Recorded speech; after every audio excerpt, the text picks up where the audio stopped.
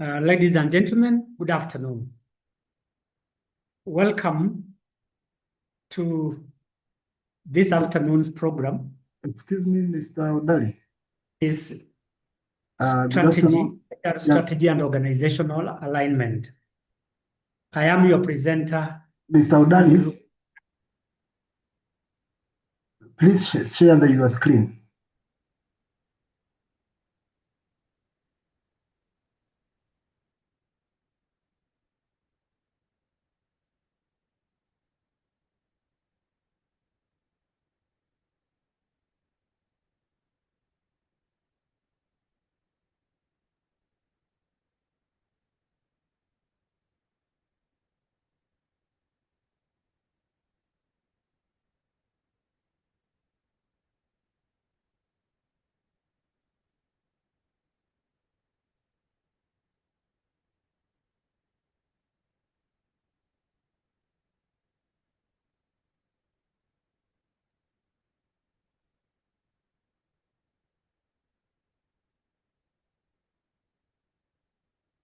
So this afternoon we are discussing HR strategy and organizational alignment. HR management has come a long way in terms of evolution. Originally, it was personnel management, and now it is human resource management. However, there is a move toward strategic human resource management, which many organizations have already embraced. By being strategic, we are thinking about how the HR initiatives can help in the attainment of corporate goals and objectives. Therefore, to be strategic means that we align all the HR functions with the corporate strategic plans. This alignment helps organizations to achieve its goals and objectives. A strategy, by definition, is a game plan of running a business or achieving a competitive advantage. From the HR perspective, strategy, therefore, means a game plan of achieving competitive advantage through people. Shortly, we'll be looking at how the HR initiatives can help to achieve the mission, vision, and corporate objectives. It is also a way of managing business, the how part. And in HR, we are talking about how to manage people in a way that they add value to the organization. Other ways of looking at strategy is a long-term plan. And the long-term plan suggests a period of time between 3 or 5 years. I am sure our organizations have strategic plans which run for a period of 5 years or even more. But the most common timeline for most strategic plans is either 3 years or 5 years. The reason for 3 years or 5 years is that the environment in which we operate as organizations in general and as HR managers in particular is dynamic.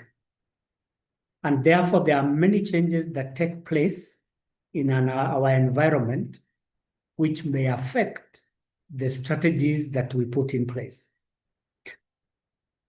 For us to win from the HR department, we need to think about the HR initiatives that can be long-term and assist the organization in achieving its objectives. So we are going to look at several key aspects related to HR strategy and organizational alignment. The first aspect we are going to look at is how to align HR initiatives with strategic objectives. We will be looking at HR initiatives such as recruitment and selection, training and development, performance management, succession planning, as well as compensation, and how we are going to develop this in tandem with the corporate objectives, meaning that the HR initiatives must support the attainment of strategic objectives. There are three key components associated with strategic objectives. One is the mission, two is the vision, and three is the corporate objectives or goals. And when we think of alignment, we are going to look at how those HR initiatives will directly support the attainment of the mission, vision, and the corporate objectives. I will try to give an example in each of the initiatives, the corporate objectives that should be achieved through human resource management. Secondly, we will be looking at translation of the vision into HR action. The vision of an organization is the future dream or a position that they would want to occupy. For instance, a vision might be to be the market leader in the provision of pharmaceutical products in East and Central Africa. To be a market leader in the provision of pharmaceutical products in East and Central Africa. That is a vision. So we want to see how we can translate this vision into HR action. And we shall be looking at specific HR actions, for example, recruitment and selection, and how it can be aligned to that vision of being a market leader in the provision of pharmaceutical products. Or if it is expansion of the market, probably an organization is moving into a foreign market, then what are the specific HR actions that should be initiated to achieve that expansion into a new market? Let us start with the first theme or subtopic, that is aligning HR with strategic objectives.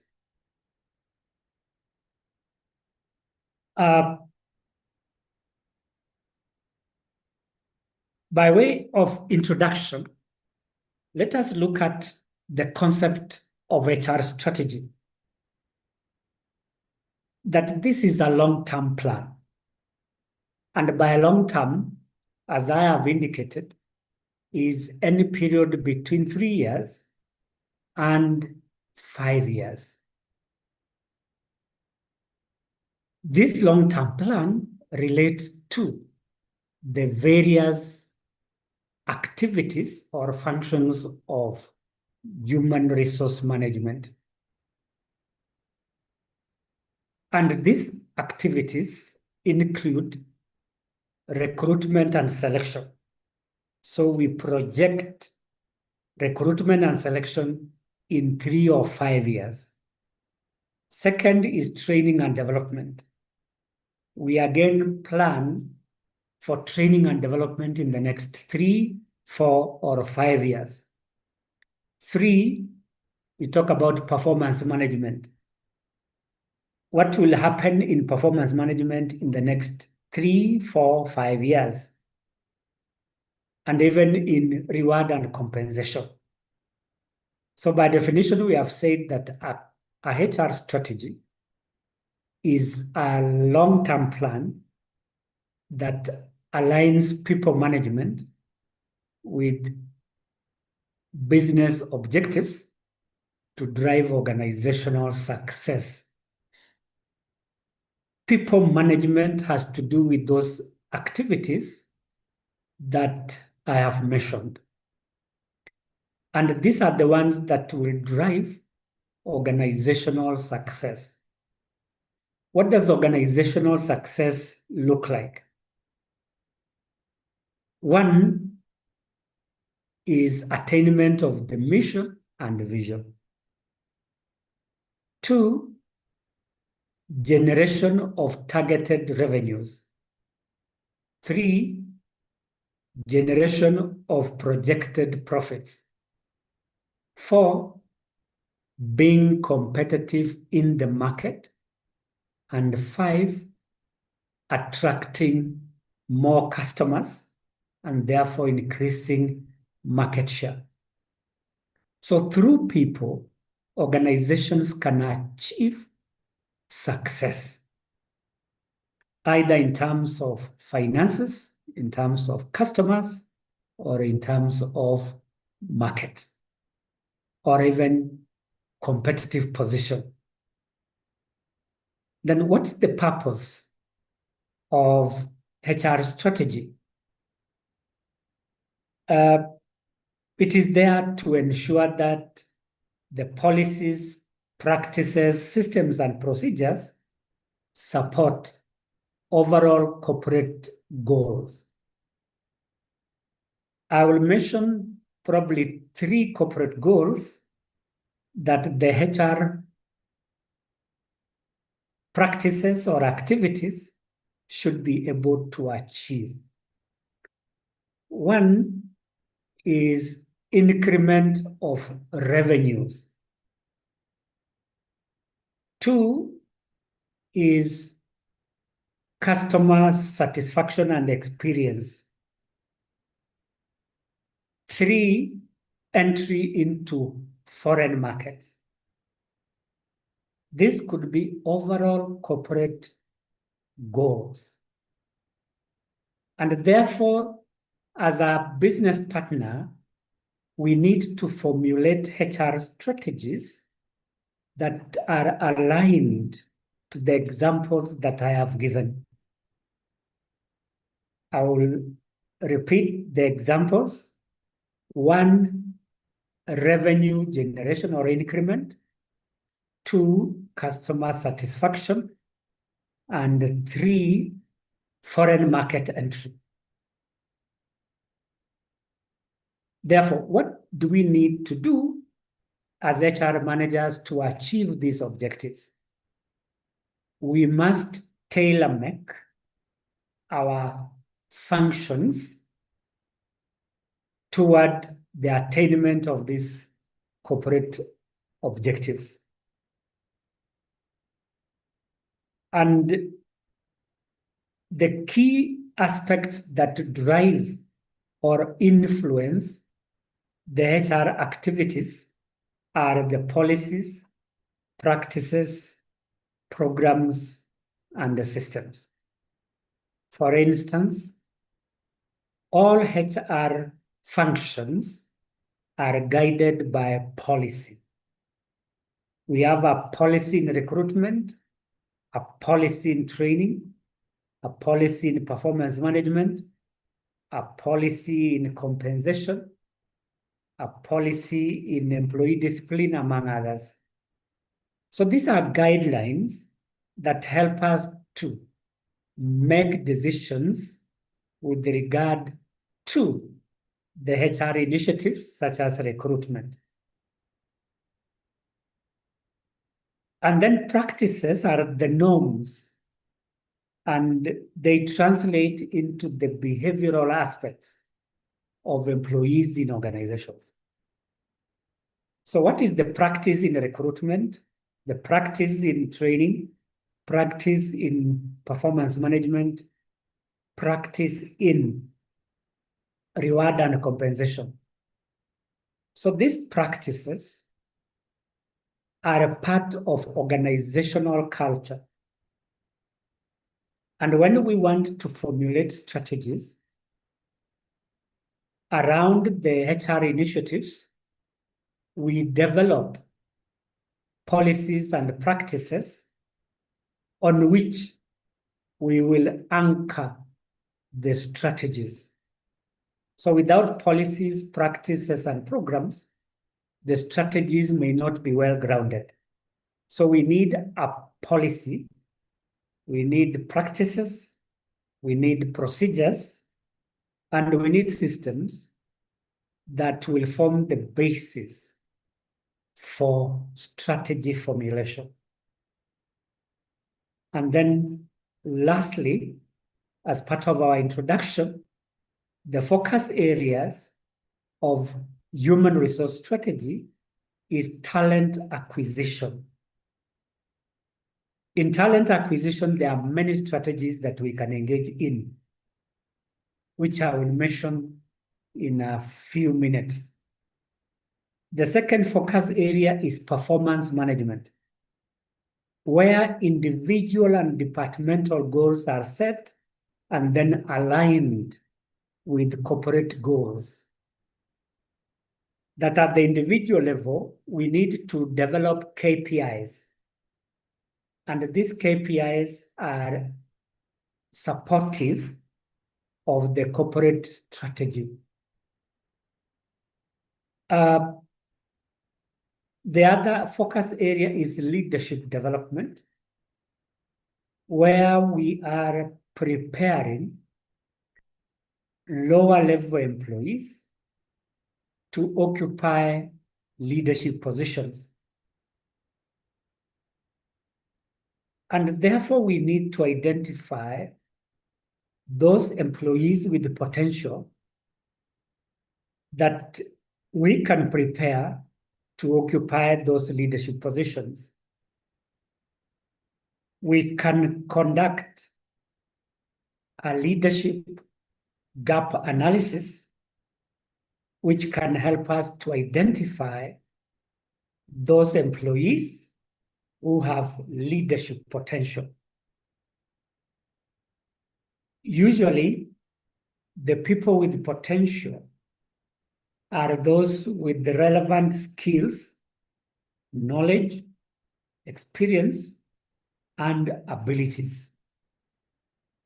And shortly, I will be mentioning competences, which we could be looking at in terms of leadership development.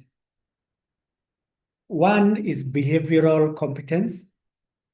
2 is core competence. 3 is functional competence. And 4 is technical competence. All these competences give us an indication of the most eligible candidates who can be developed to occupy senior positions. Another focus area is employee engagement. We can talk about employee engagement at 2 levels. 1, the level of participation in organizational activities. And 2, the degree of emotional and psychological attachment with the organization. Then the question begs, how do we ensure that employees are engaged? Again, we shall talk about this in a short while. Then lastly, another focus area is succession planning.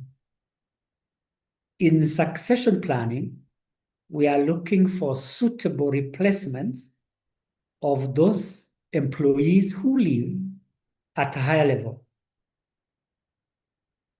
We must look for successors. And in succession planning, we again look at those people with potential, including performance. Among our employees, there are those who are good performers, average performers, or low performers. Those who are high performers and have several competences are the ones to be considered for succession planning. So in succession planning, we will develop a pipeline of ready and available employees to take senior positions when those senior managers leave the organization, either through resignation, through retirement, or through other methods, which we generally call attrition.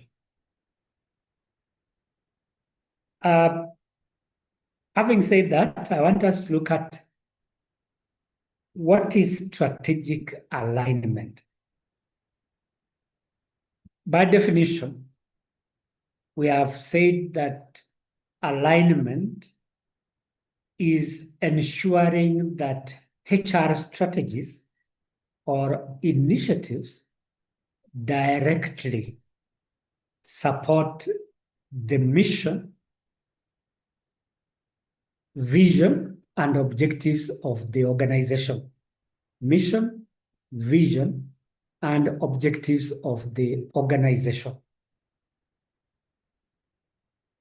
When we talk of directly support,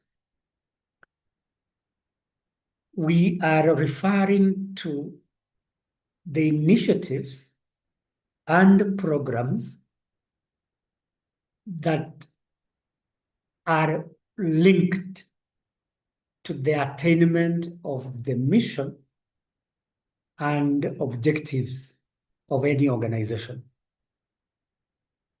Direct linkage. For instance, we are talking about strategies related to leadership development. And what are these strategies? One is mentorship. Two is coaching. And three is accelerated leadership development. So how directly are they linked with the mission or vision? If the mission of an organization, and I can give an example, hypothetical example, related to the one that I mentioned, to provide high quality pharmaceutical products. I repeat, to provide high quality pharmaceutical products. That is a mission, high quality. Then let us try to link that with leadership development strategies like mentorship. So in mentorship, we are equipping employees with certain competences for them to be productive. And once they have acquired these competences, they can produce quality service. And if the mission is to provide quality pharmaceutical services, then by developing our leaders, we are aligning that strategy with the mission. We can take another example of compensation and try to link that with high quality pharmaceutical services. We all know that compensation is both a hygiene and a motivational factor. Hygiene because it enables people to survive or buy the basic necessities. And it's also a motivating factor if it helps an employee to satisfy higher level needs.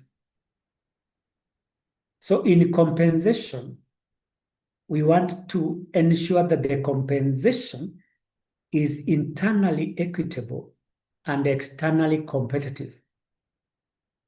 Once this strategy is adopted, it helps to motivate employees, and a motivated employee is one who supports the mission, vision, and the corporate objectives. So that is the link between HR strategy and organization mission. How about objective? An objective of an organization could be to enter a foreign market by the year 2026, foreign market entry. So how can the HR strategies help the organization enter foreign markets? We can pick an example like recruitment and selection. So we hire high quality employees who are multicultural or have multicultural or global experience to work in the foreign markets. So we are trying to align recruitment with foreign market entry objective. So we recruit high quality people who have international experience to work in the foreign market offices. So that is a direct link between HR strategy and corporate objective. Allow me to give another example related to recruitment and selection strategy in relation to objectives of foreign market entry. Organizations that operate in the international markets may recruit people from different countries to occupy foreign market offices. One, they can recruit parent country nationals. For example, a company whose origin is Kenya will recruit a Kenyan to work in Sudan. That is parent company national. A Kenyan going to work in Sudan. The parent country is Kenya. That is one strategy where we can select people from the parent country to work in a foreign office so as to achieve the objective of foreign market expansion. Another recruitment strategy could be to use a third country national. Third country. We hire a person from anywhere else, not in Sudan and not in Kenya. We can hire somebody from Tanzania, from Somalia, or from Burundi. That's a third country. But who is the first and second country? The first country is the parent country. The second country is the host country. And then the third country is any other country apart from the two. The third strategy is to hire people from the host country. So you call that host country nationals. And there are reasons why we hire people from the host country. One, these are people who understand their culture. And two, the possibility of hostility is lessened or reduced. So those are strategies of hiring when it comes to opening offices in another country, and that is what you call foreign market entry. And then what is the purpose of strategic alignment? It is to link people management initiatives with business growth and a competitive advantage. I will address myself to the two concepts I have highlighted: business growth and a competitive advantage. A business can grow or expand in two ways. One, in terms of products. So you have many products that are offered into the market. So these products can be the same or different. And that is what you call product diversification. Then the question is, how does an organization grow its product base? It is through two things. One, research and development, and two, innovation. Then again, we ask the question, who are the drivers of innovation and research? The answer is the employees. And then we try to find a linkage between people management and product development, which requires innovation and research. And then narrow down to recruitment and selection. When we are recruiting people, we must hire people who are innovative, so that through this innovation, they are able to develop new products, and that is business growth. So an organization can grow in terms of products through innovation and research, and this can only happen if we hire or train or retain innovative people. Secondly, a business can grow in terms of markets, either within the country of origin or outside the country. When a business is growing within its own country, you call that market penetration. That they are taking their products to areas that have not been covered by others. If it's a bank, they take their products to the rural areas in Kenya. So where there are no banks in rural areas and there is a population that is not banked, a finance institution can open a branch there. So that is market penetration. And when we are doing market penetration, we require people to work in those branches. And the HR initiatives kick in. For example, recruitment and selection, so that we hire people to work in the branches.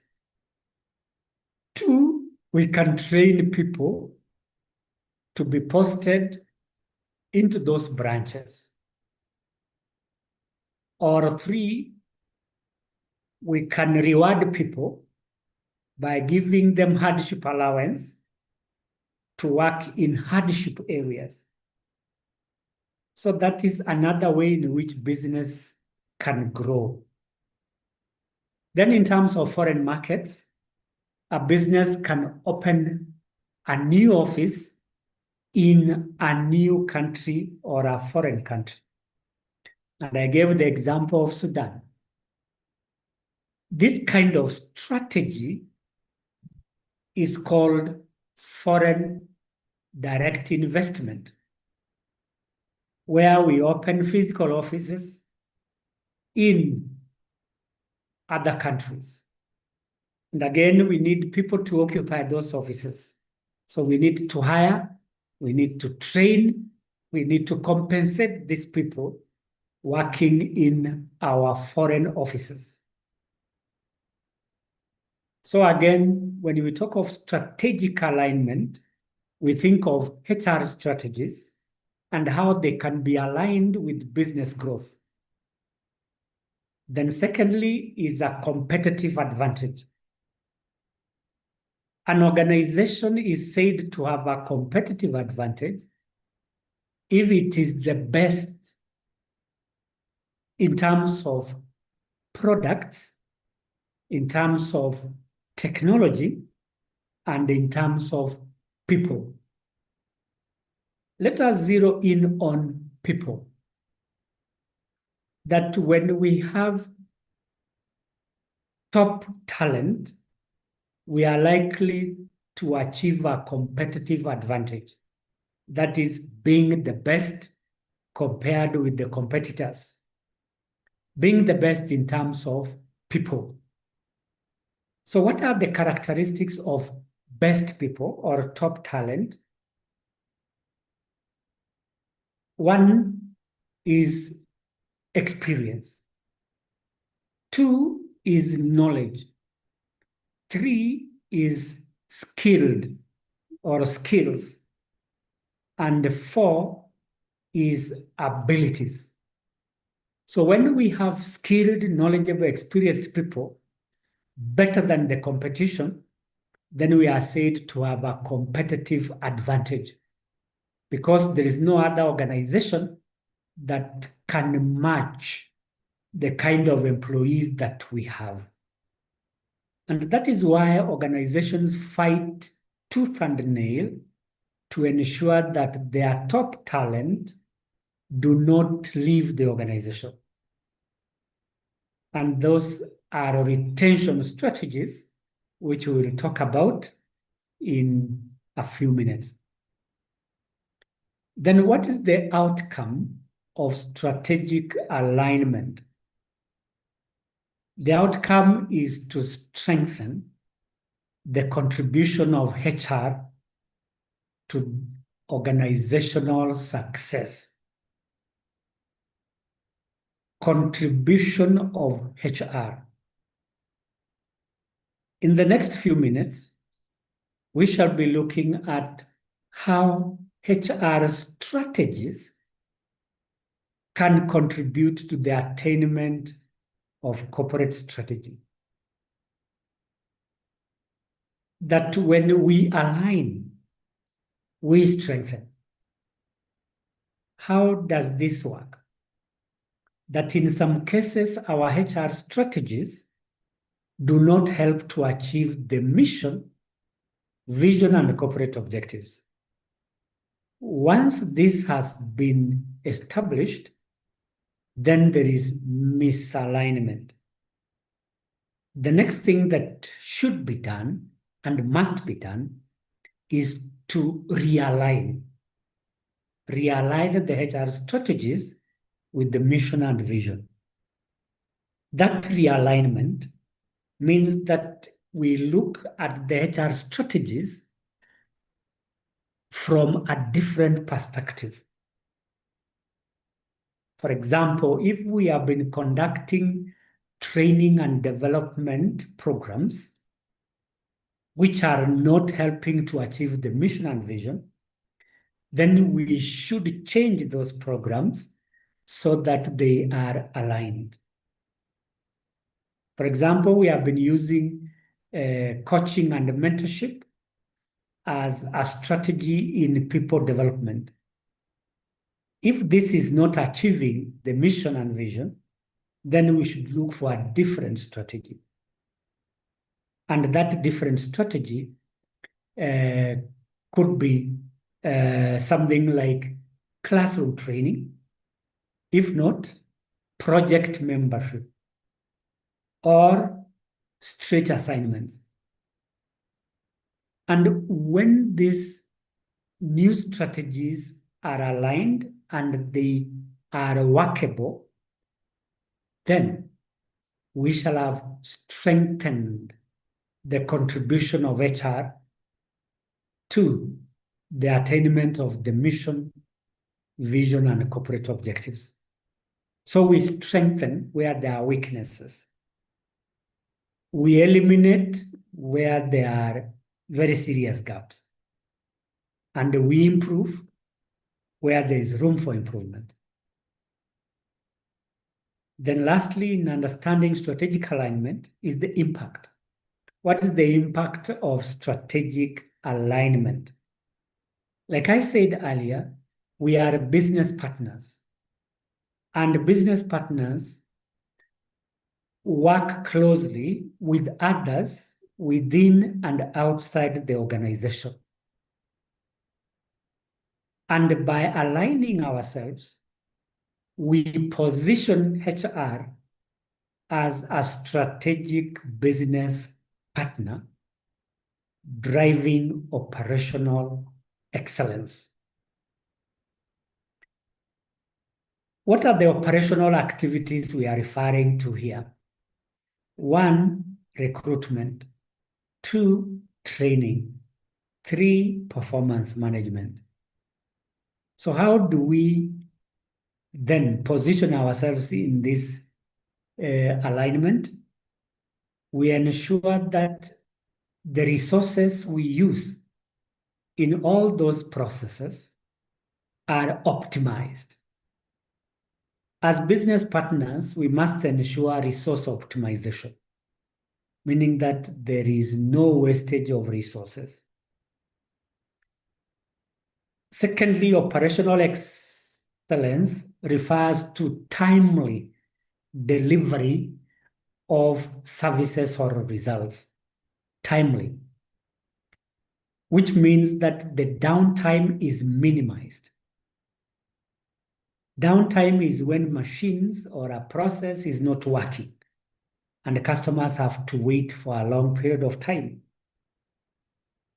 In order to achieve operational experience or excellence, we must ensure that things are running seamlessly. In relation to HR, we can streamline recruitment and selection in terms of time. When we audit recruitment and selection using metrics, we look at the time taken to hire. If the time taken to hire is long, then that is an operational risk. And because of that, we need to review our recruitment and selection procedure in order to cut cost. So how do we cut the cost of time and money spent in recruitment and selection? The most obvious one is automation. When we automate recruitment and selection, we achieve operational excellence because we reduce time, we reduce the cost of shortlisting, and we also reduce the cost of advertisement. And thanks to AI, this can be done within a very short time. So that is our understanding of strategic alignment with the corporate mission, vision, and objectives. Then as business partners, what is our role in strategy alignment or contribution? A short while ago, I promised that we will be looking at the contribution of human resource strategy to corporate strategy in terms of mission, vision, and objectives. Our contribution revolves around the key functions of HR. As you can see from bullet 1 to the last one, they revolve around recruitment and selection, performance management, among others. Let us start with the workforce planning.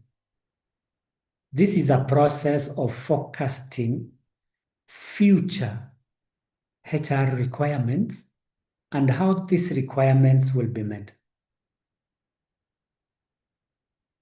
This is done by comparing between future demand and supply. So what are these factors that can affect future demand and supply of labor? One is technology. Two is competition. Three is customer demands. Four is the economy. Five is the legal environment. All these factors affect demand and supply of labor. So by comparing between demand and supply of labor, we are able to identify gaps. And when we identify gaps, we ensure that we obtain, maintain, and retain the right number of employees with the right skills, doing the right things in the right way and at the right places so that we can meet our strategic targets or objectives. So workforce planning is basically a projection into the future in terms of demand and supply so that at all times, our organizations have the right number and the quality of people doing the right things in the right way and at the right time. The moment we have the right people in the right places, then we are able to contribute to the corporate strategy. For example, a corporate strategy could be to reduce operational costs by 20%.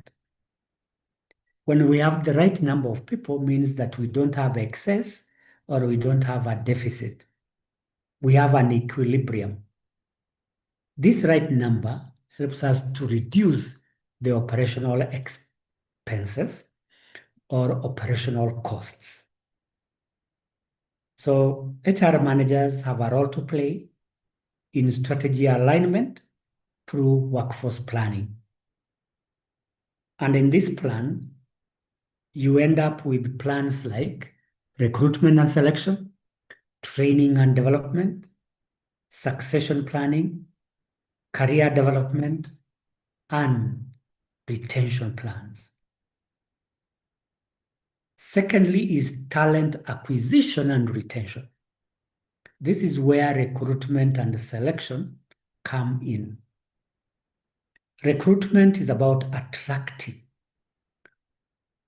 potential and available candidates to work with an organization. As business partners, we have a responsibility of attracting the right people, and the right people here are people with skills, knowledge, and experience.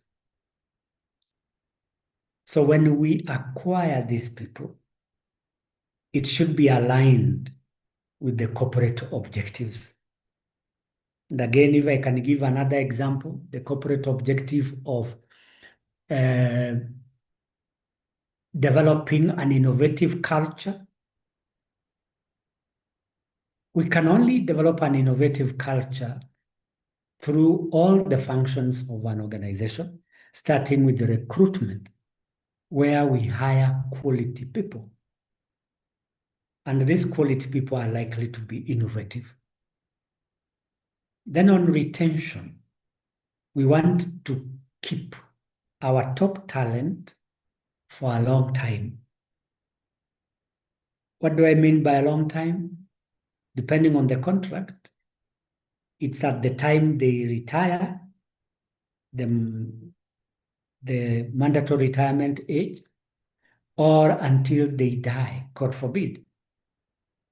So when an employee stays in an organization for a long time, then we can be guaranteed continuity of services. So retention strategies are there, like one, equitable compensation, two, conducive work environment, three, training and development, and four, succession planning. All these are aspects related to retention. We all know that losing top talent is expensive. Expensive because there is a lot of time lost before we find a suitable replacement. Two, money is spent to advertise the vacant positions. And three, the level of productivity is affected because a person has left the organization. And this is aligned with corporate strategy. For example, we are talking about customer satisfaction. We cannot satisfy customers if our employees are leaving, or if we cannot attract quality employees. So customers will always complain and others can leave. Another role of HR in strategy is performance management.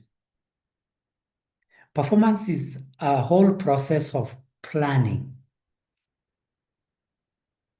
Two, formulating targets and goals. Three, implementing a schedule of the plan. Four, monitoring progress. And five, reviewing performance on a regular basis to ensure that we stay on track. So in alignment with corporate objectives, we say that performance management is about production of results. Results such as revenue, profits, or new customers. So if the organization's strategy is to increase customer satisfaction by 70%, then performance comes in. That employee performance is measured against customer satisfaction. So a customer who is happy is likely to refer others or make repeat purchases. Another role of HR in terms of activity is training and development, where we equip our employees with relevant skills, knowledge, and abilities to perform their jobs effectively. So through training and leadership development, we are able to ensure employees execute their roles effectively. Without a trained and developed manpower, then an organization cannot achieve its objectives. And it is for that reason that we need to make training and development a continuous process. Why continuous? It is because our environment is dynamic. There are new developments like technology, and our employees need to upskill their knowledge so that they can remain productive. The second last is reward and recognition, where we want to make a contribution to the mission, vision, and corporate objectives. that unless employees are motivated, they will not work towards the attainment of the mission, vision, and objectives. They will not. So in HR, there are various factors that can motivate people so that we ensure that we contribute to the attainment of the mission and vision. There are many motivating factors such as recognition, promotion on merit, training and development, bonuses, competitive rewards, and also a healthy and safe work environment. So all this in various combinations can motivate employees. And it's our role as HR managers to motivate employees or advise the leadership of the organization on how we can motivate them. Remember, a business partner is a professional or an expert whose role is to advise. And if we can advise on reward and recognition, then we shall have aligned ourselves with the corporate strategy. And then lastly is culture and engagement. Culture consists of three key things or elements. One, values. Two, norms, which are practices. And three, beliefs. Allow me to talk about values, which I have highlighted in that point. That organizations can value productivity, innovation, teamwork, and customer care, focus or care. These values should be reflected in the HR activities or initiatives, such as recruitment, training, performance management, and even reward. For example, productivity. If there is an employee who is consistently productive, meaning they meet or surpass their targets all the time, we can reward them so that they can continue being productive. So productivity is rewarded, and we form a culture of rewarding productivity. Innovation is the same. If we value innovation as part of our culture, we should promote and protect innovations at all times. In which areas of HR do we promote innovation? One, recruitment and selection. So we hire innovative people. And how do you ensure that people are innovative, or you can identify innovation in recruitment? You can ask people to perform a task. And innovators can easily be identified through these performance demonstrations. Secondly, if we value innovation, we can train our employees on innovation. So those employees with potential for innovation, we take them for training. Another value is teamwork.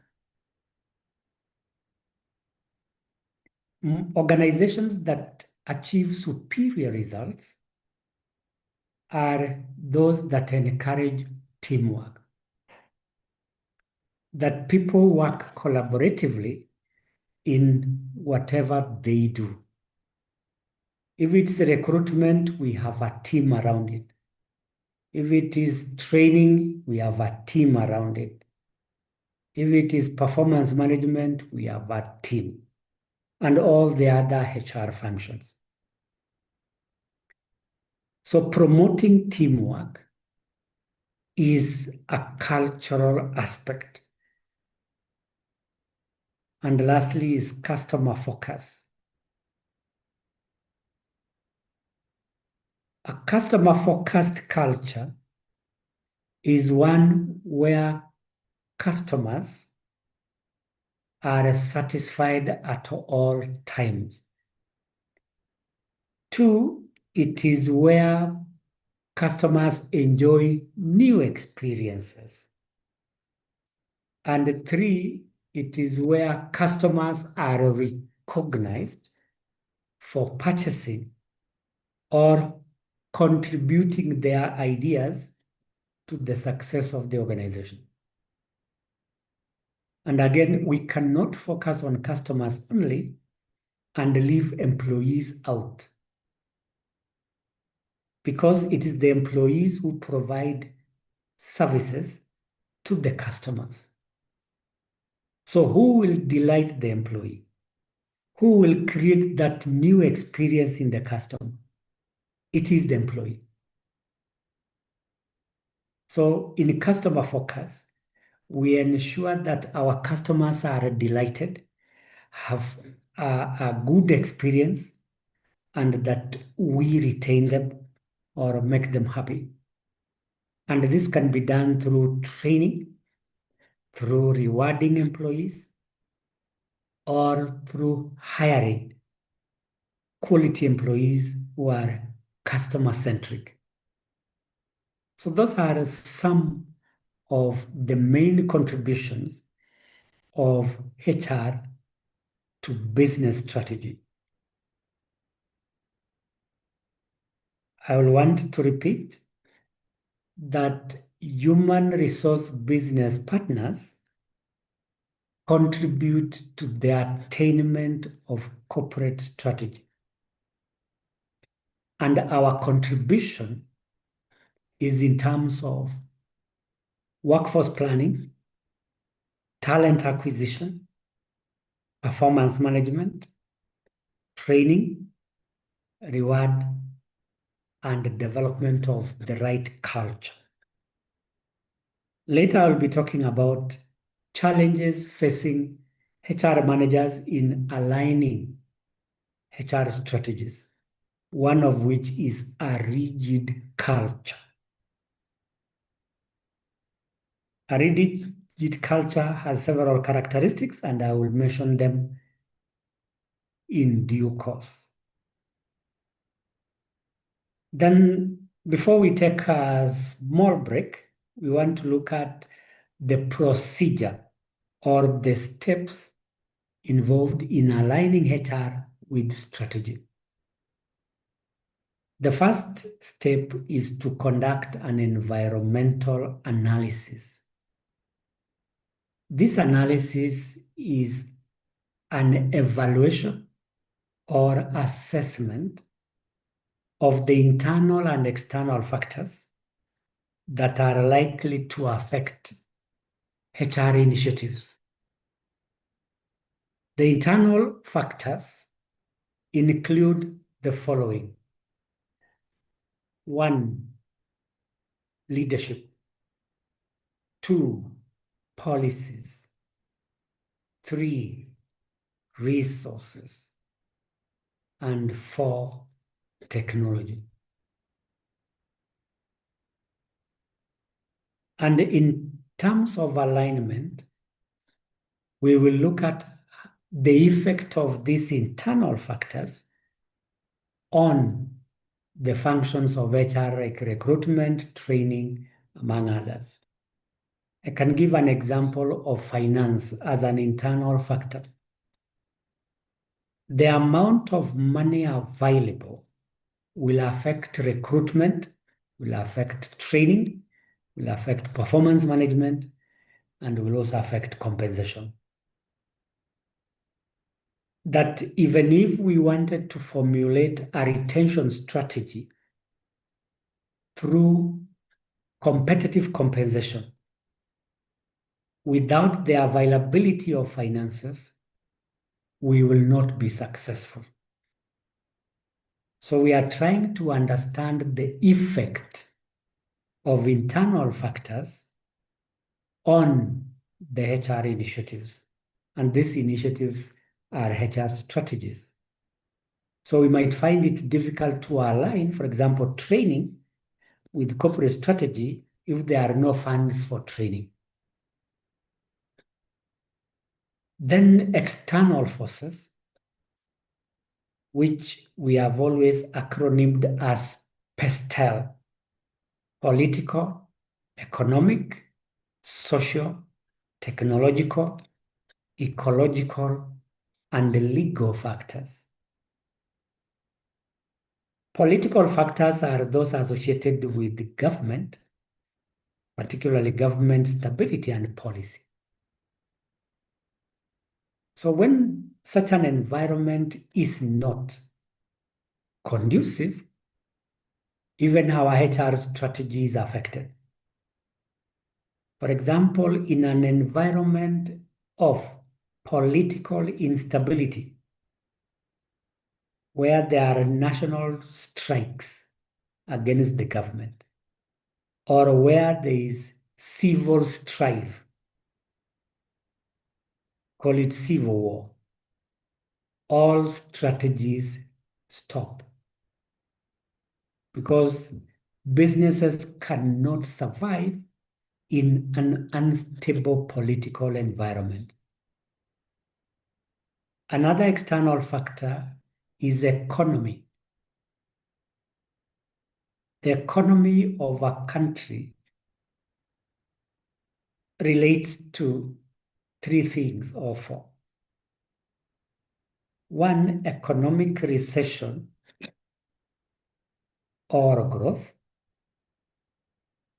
Two, taxes.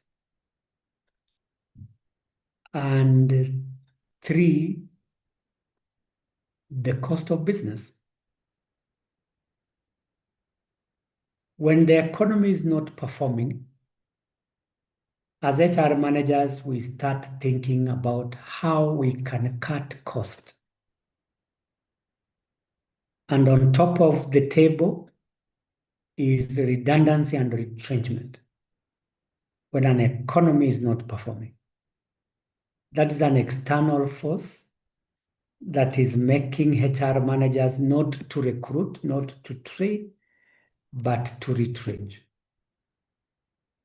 So if the external factors are a threat to the organization, then we have to pursue certain cost-cutting measures, such as redundancy, freezing employment, or suspending training.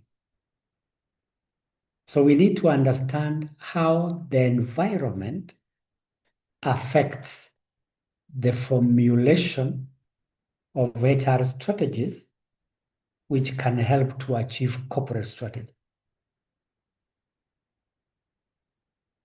Secondly is strategic mapping, where we establish a connection between HR objectives and the corporate strategy. So we look at all the HR initiatives like recruitment, training, performance management, and try to find a connection with corporate strategy. For instance, it could be an objective of an organization to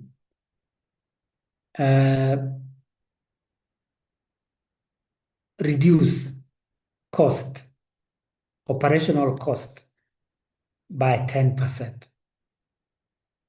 So in terms of strategic mapping, we look at all the HR functions and objectives and see how we can help to cut operational costs.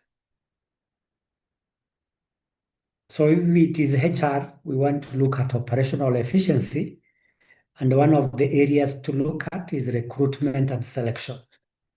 How do we ensure that we spend few or little resources in recruitment so that the organization can cut cost as its objective? Then thirdly is communication. Once we have established the alignment between HR strategy and corporate strategy, we communicate. We communicate the HR initiatives to all stakeholders. Why? Because they need to understand their role in this strategy. Two, we also need to communicate because we want to get the buy-in or the support of all the relevant stakeholders. So we should be careful to share the intentions or objectives of HR that are aligned with corporate strategy. The next step is to implement or execute. Implementation means operationalizing the HR strategies in order to achieve organizational productivity. When implementing, there are several things that come to mind. I'll mention three. One, resource allocation. In some HR strategies, we allocate resources for implementation. For example, recruitment and selection. We want to streamline recruitment so that we can cut cost of time and money. So what will be our execution plan or implementation plan? It should be automating recruitment and selection. Then if we have to implement automation, we need to allocate resources, particularly financial resources, to buy the technology. So in strategy execution, consideration number one is resources, resource allocation. Another aspect of implementation is assigning responsibilities.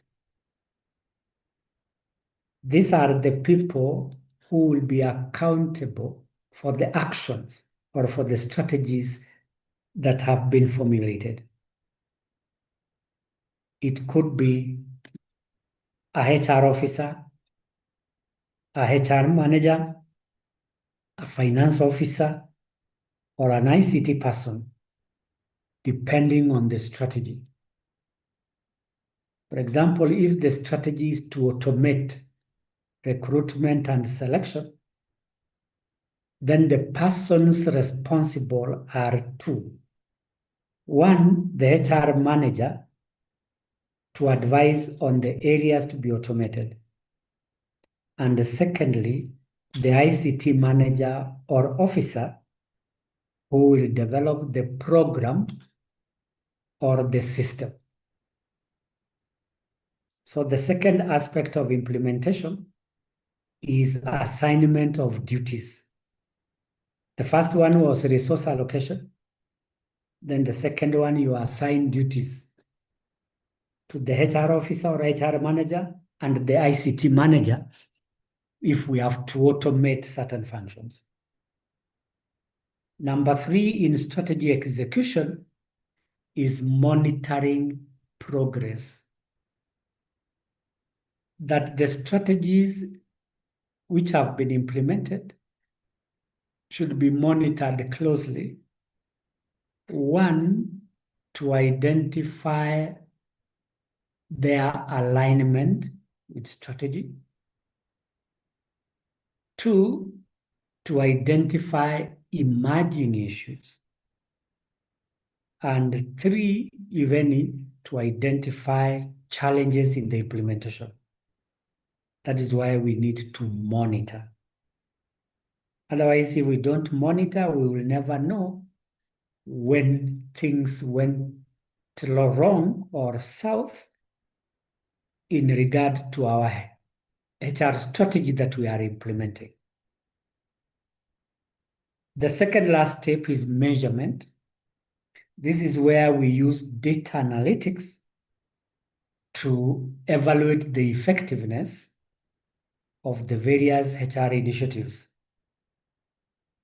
For instance, in recruitment, what do we measure? 1, time taken to hire.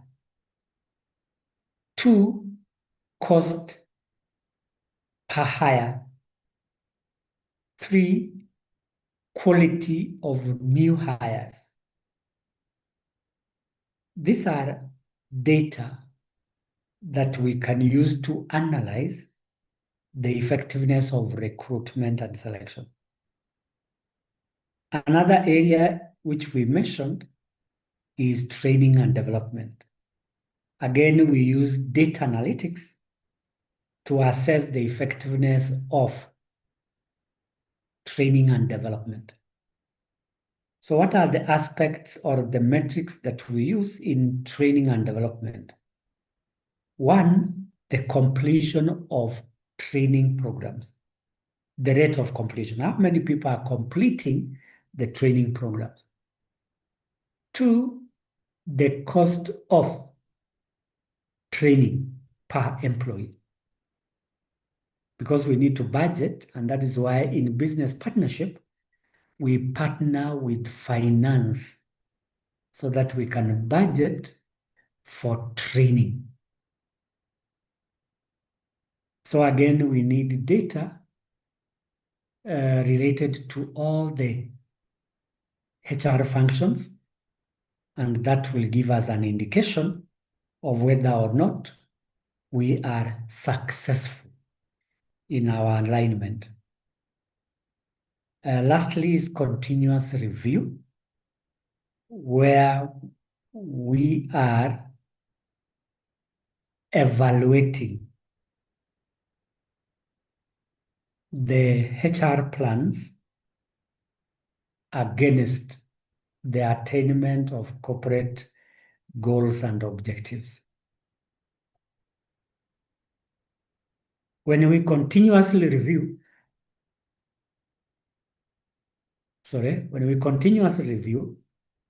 we are able to make adjustments where there are deviations in our strategic plans, particularly HR plans. And these adjustments may mean changing or improving the HR functions or strategies so that we align them with the business priorities. And again, if I may repeat an example that I give, it could be the priority of our business to contain cost of doing business. So if we review our HR strategy, we should be able to identify areas in which we can reduce cost, such as recruitment, training, performance, and other initiatives. So those are the steps that are involved in aligning human resources with business strategy. I want us to go back to where we started, and that is the concept of HR strategy. Secondly, understanding strategic alignment.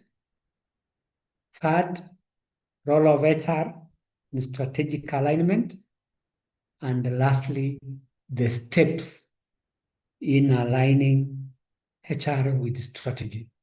So anybody with a question or a comment to make, please go ahead.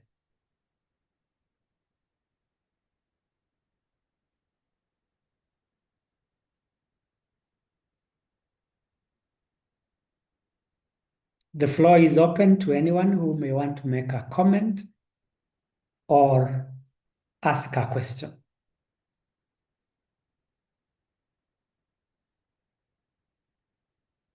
Christine, if you are there, you can ask your question or make a comment.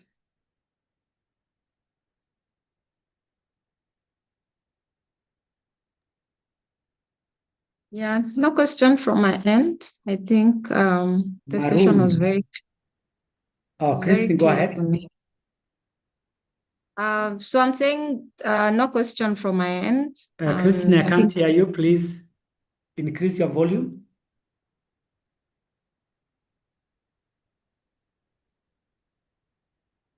Can you hear me now? Christine, I can't hear you. I'm not sure what to do because my volume is quite high. We can hear Christine.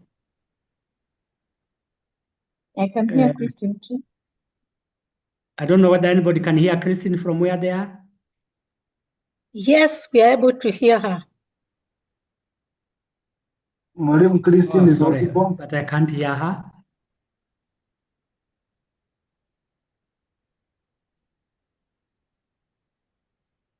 Juliana, if you can go ahead. No.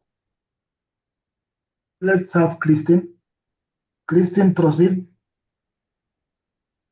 Yeah, so I was saying no question from my end. The session has been very clear for me, so thank you.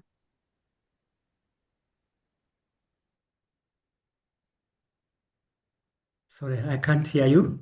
Perhaps you can type your message. I can see it so that I can respond to it later.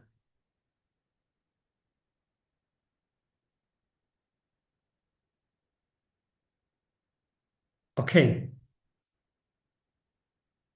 Our next part are the tools for aligning HR with strategy. Tools.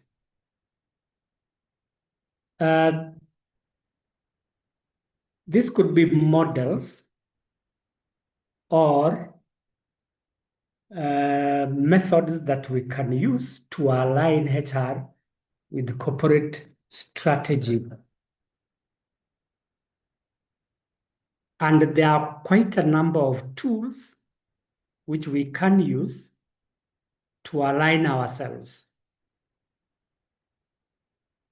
Number one is the balance scorecard. This is a strategic management tool that helps organizations to assess their performance, either in the short term, medium term, or long term. In the balance scorecard, for those of us who have implemented this tool, there are 4 perspectives.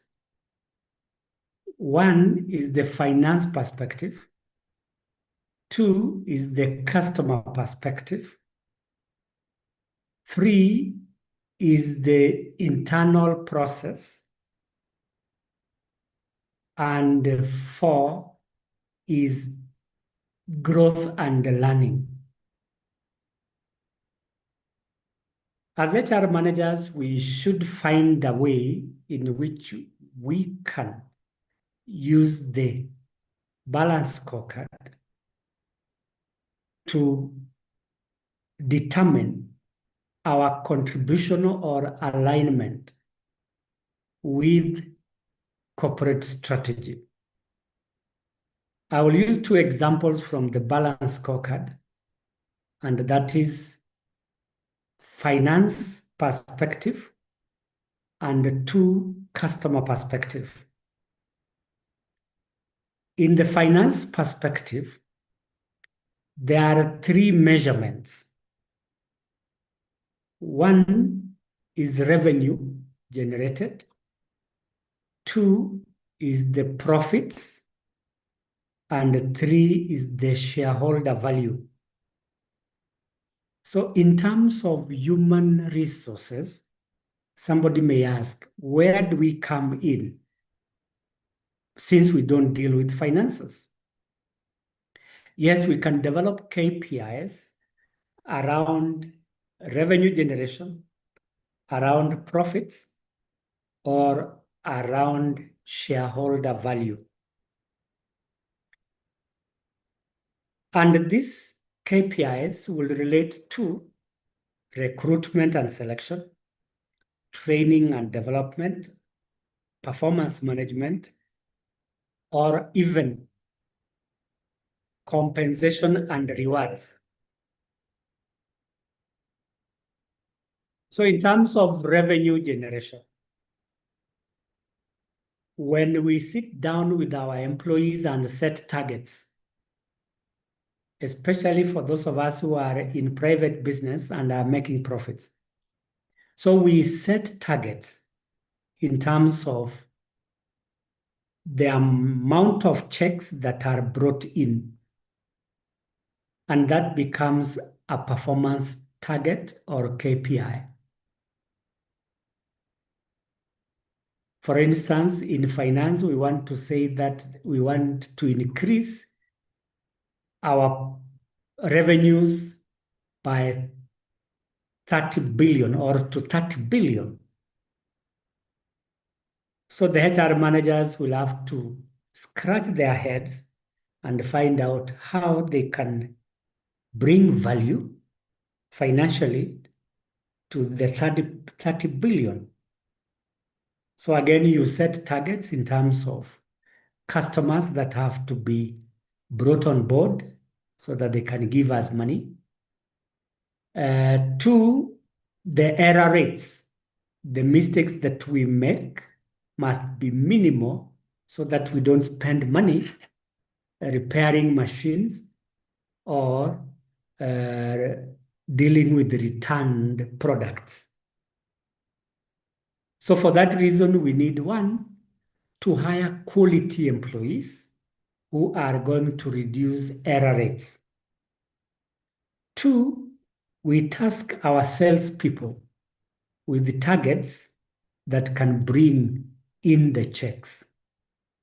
Three, we can train our employees on sales and dealing with objections so that we can increase our revenues.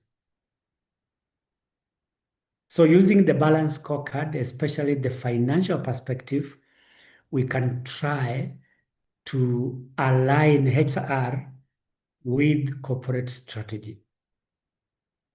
The second aspect which I mentioned is customer. What about customers? One is customer satisfaction and experience.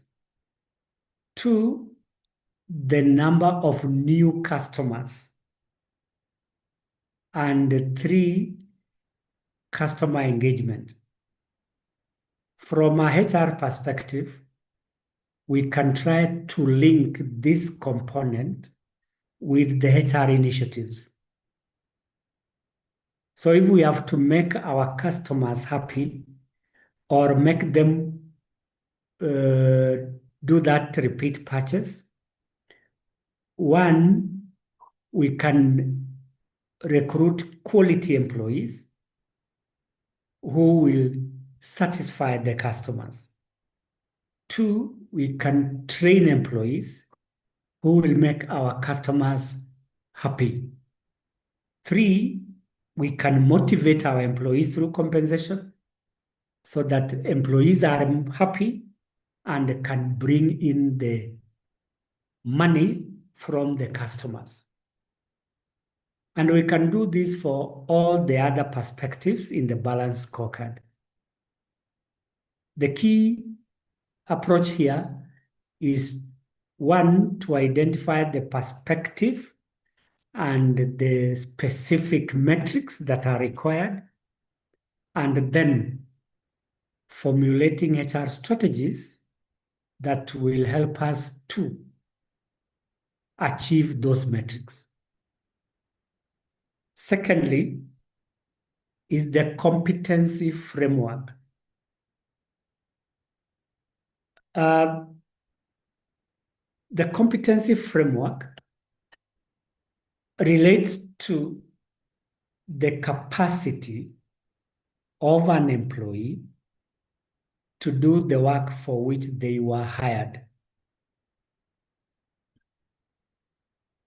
Capabilities. And therefore, these capabilities revolve around four things. One, skills. Two, knowledge.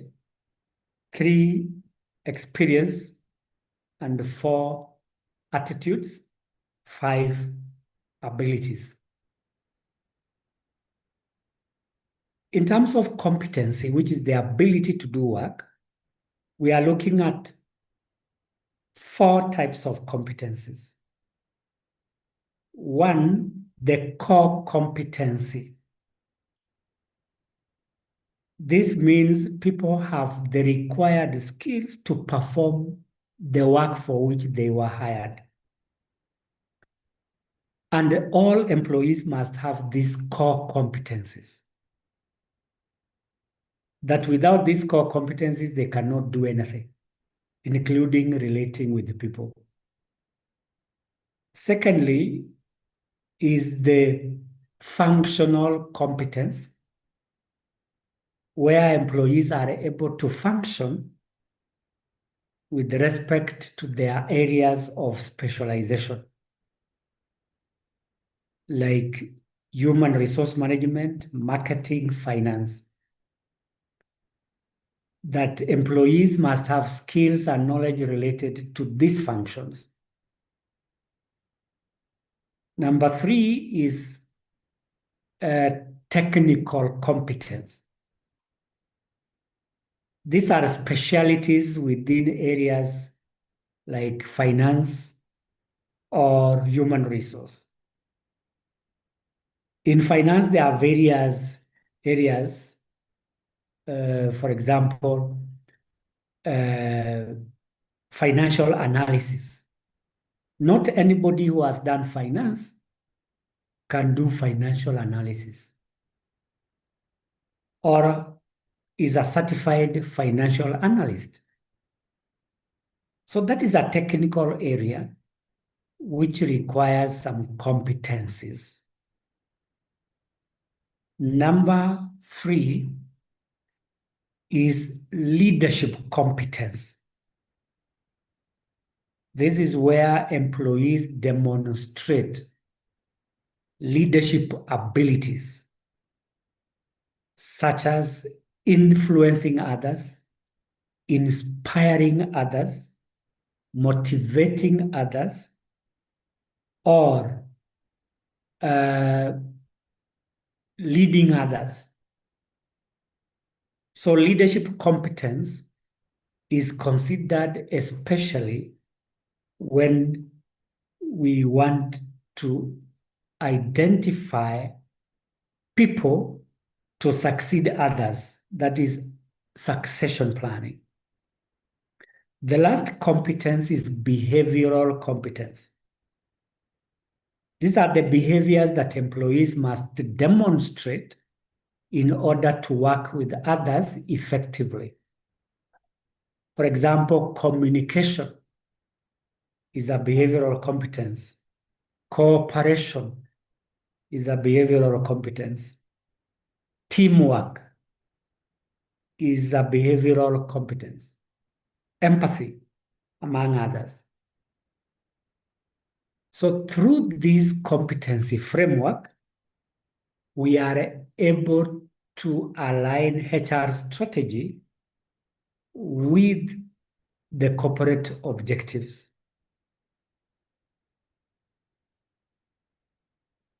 Thirdly is workforce analytics. This is where we use data to make both operational and strategic decisions. That means that we have to collect data through various methodologies, analyze that data, and then interpret that data.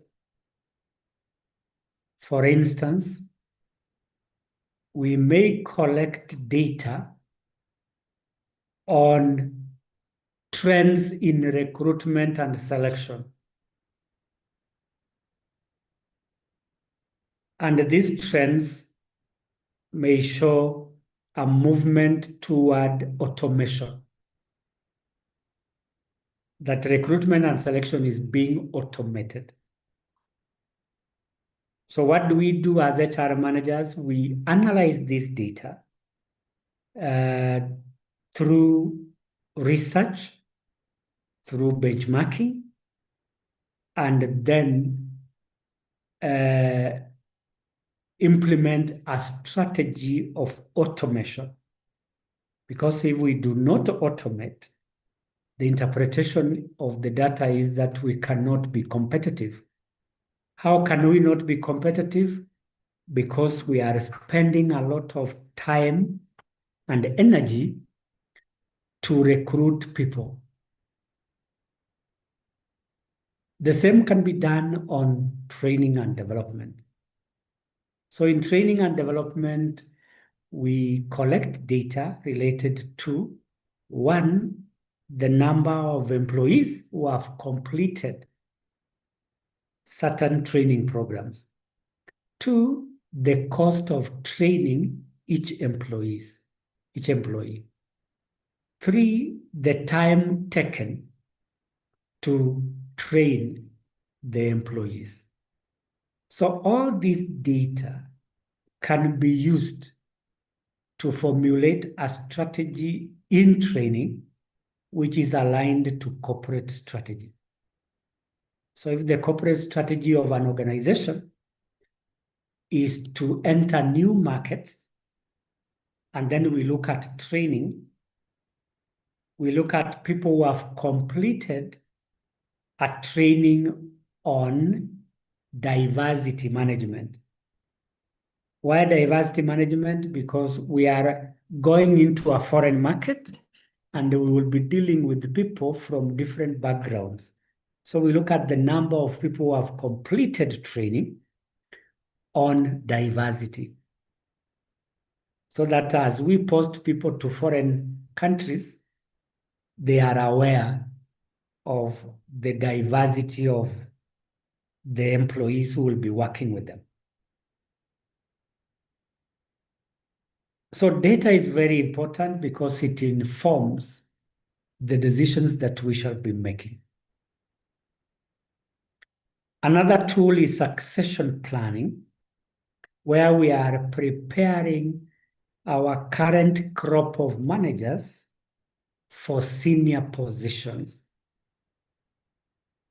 And the reason for doing this is to ensure that we have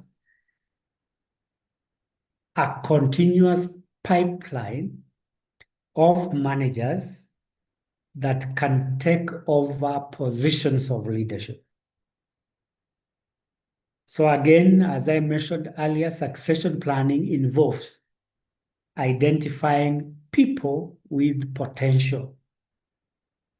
And where do we identify people with potential? One, recruitment and selection. We identify potential.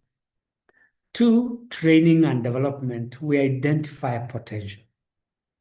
Three, performance management. We identify potential. And in all these areas, we are looking at potential successors of those people who leave. So we need to prepare succession plans based on, one, the key roles to be performed. Two, the number of people who will be required to perform those tasks. And three, the career paths of the people that we are preparing for succession planning. The other tool is engagement survey, where we are collecting data from our internal customers who are employees with regard to the various HR initiatives.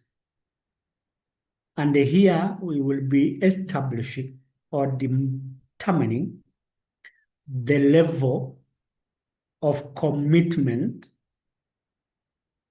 and satisfaction with HR initiatives. So they can be happy about recruitment, about training, about performance management, or any other HR function.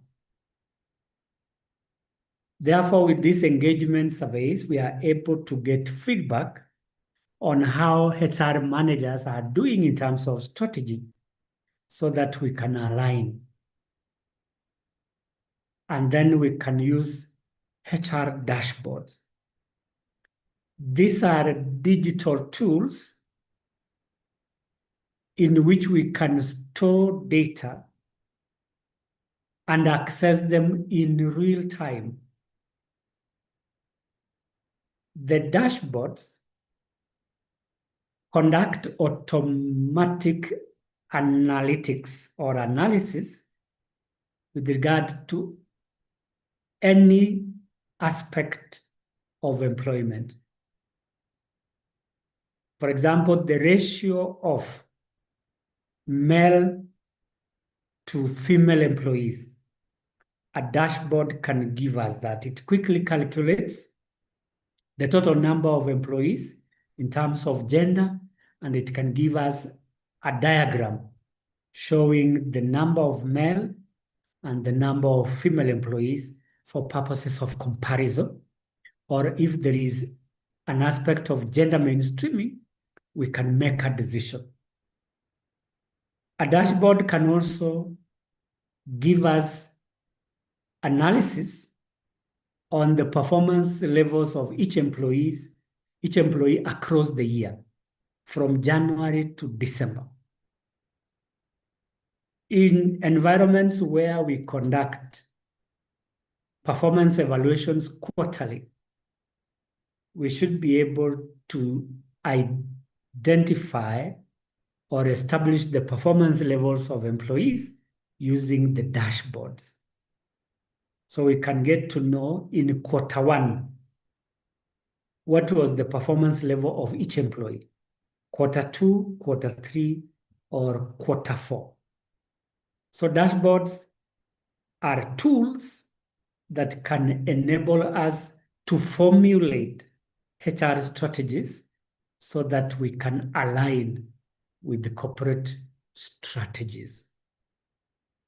So those are the tools that we can use in order to align our strategies with corporate strategy. What are the challenges that HR managers face in trying to align their strategies with the corporate strategy? Number one is communication gaps, where there is poor communication.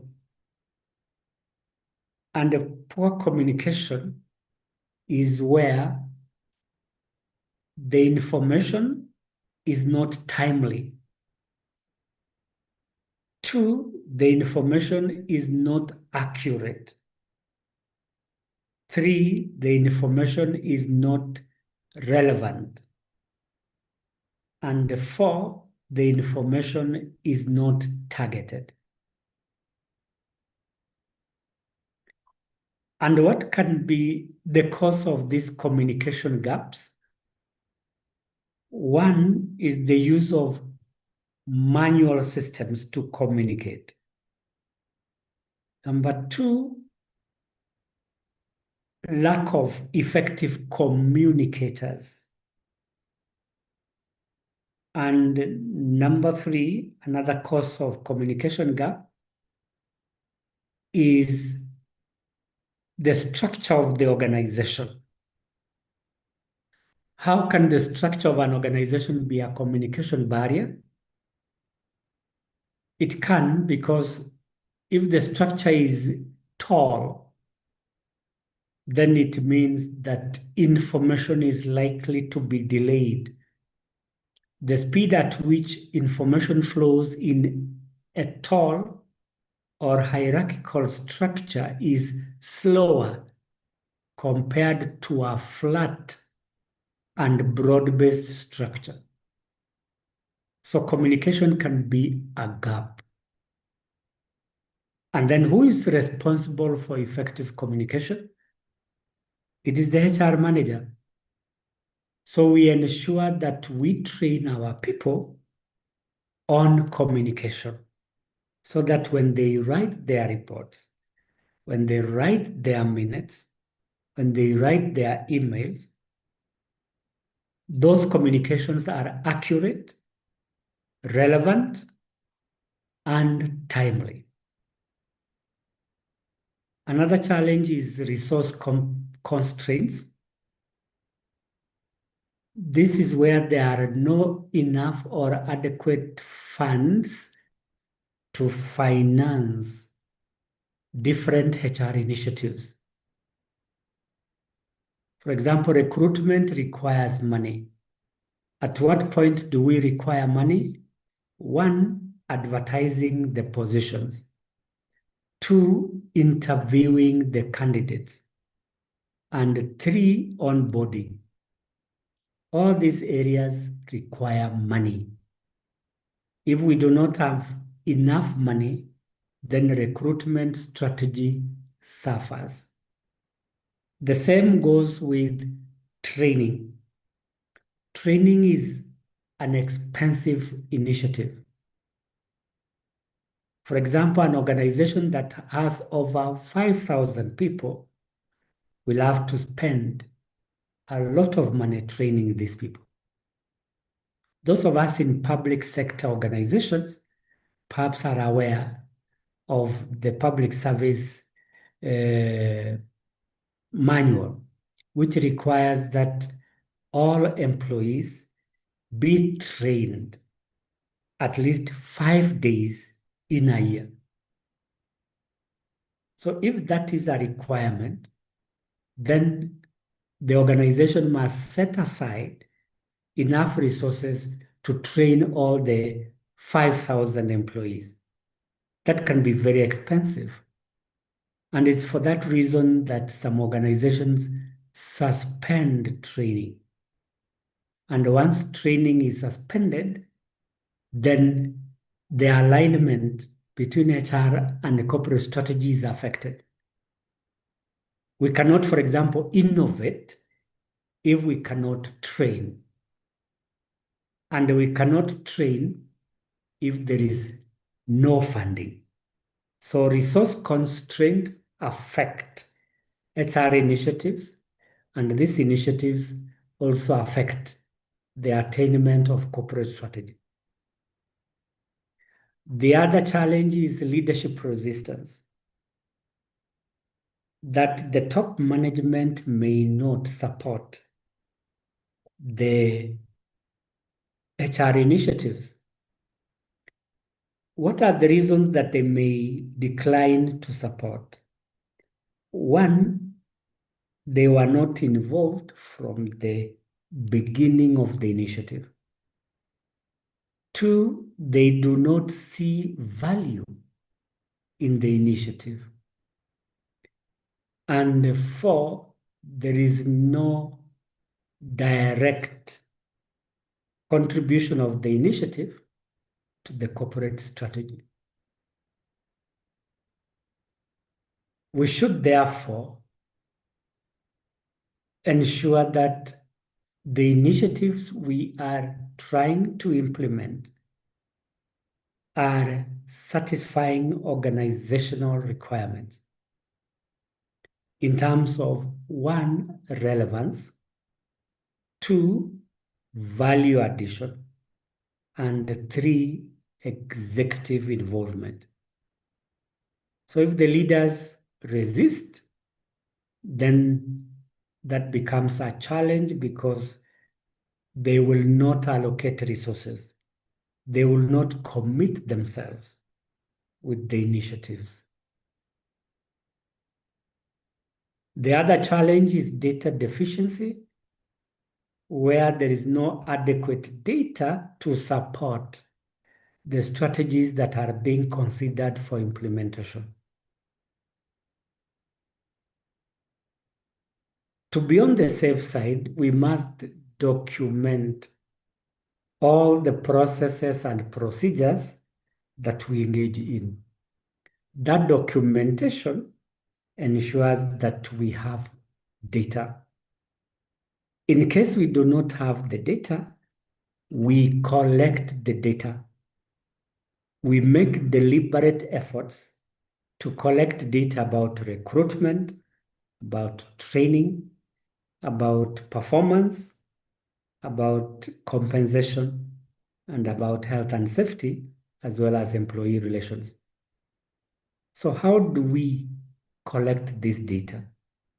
We can do a HR audit. So HR audit is another program that we offer at SHRP to our clients for purposes of understanding the contribution of HR to the corporate strategy. So I will encourage us to be on the lookout in our training schedule or calendar and join us in HR audit when it's on offer. So data deficiency is a major area of concern when we are formulating strategy. You cannot formulate a strategy without data. Managers make decisions based on data, and without this data, there will be no strategy. The other challenge is lack of skills and knowledge, which can be attributed to lack of training. That the people doing the strategic planning or alignment do not have analytical or strategic capabilities. It is true that some organizations do not have well-trained people, for example, in strategy formulation. Anybody who has never been engaged in this process may not be aware of how it is conducted or what is required. And the same with like succession planning. Somebody who has never conducted this may not have the skills and knowledge.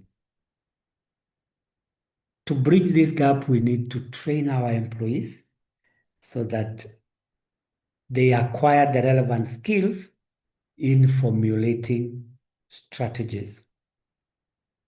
And then lastly is the challenge of culture.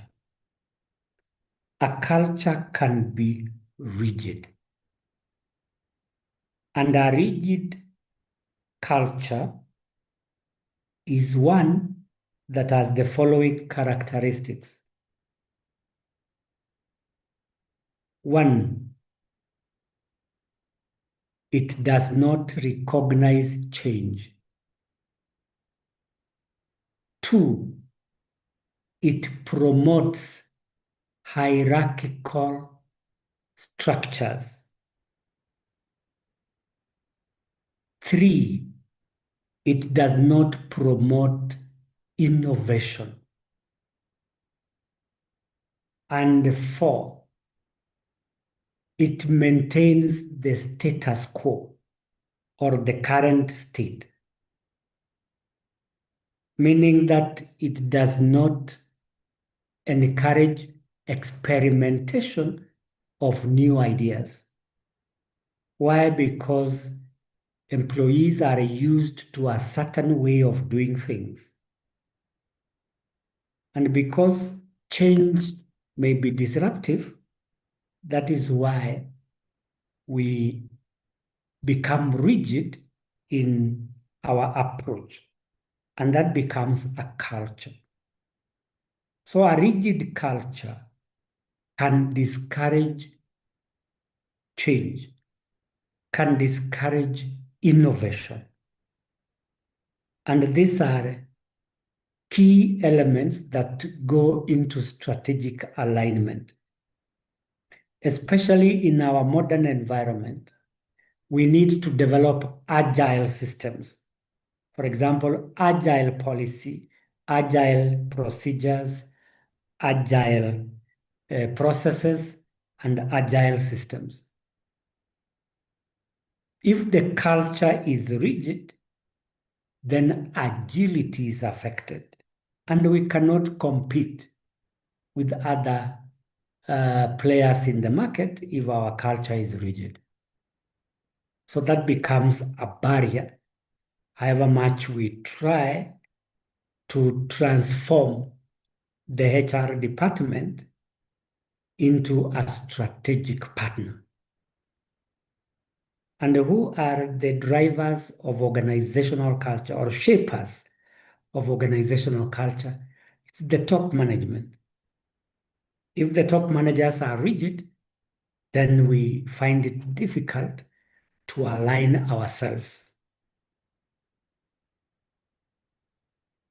What are the outcomes of effective HR strategy alignment? If you remember in our introduction of the concept of HR strategy alignment, there was a bullet point, the last one, on outcome, that we have a strengthened human resource function which supports attainment of corporate strategy. So all these points are ways in which we can strengthen the HR component so that organizations can achieve their corporate strategies. Looking at enhanced performance, this is where strategies are working, be they recruitment strategies, training strategies, compensation strategies. All these enhance performance. Meaning that a strategy like coaching and mentorship in terms of leadership development influences the behaviors of people so that they can behave like leaders. And effective leaders are those who perform or produce results. So if our strategy in leadership development is mentorship and coaching, then we enhance the performance of our employees. Secondly, is increased accountability, especially on the part of our HR manager.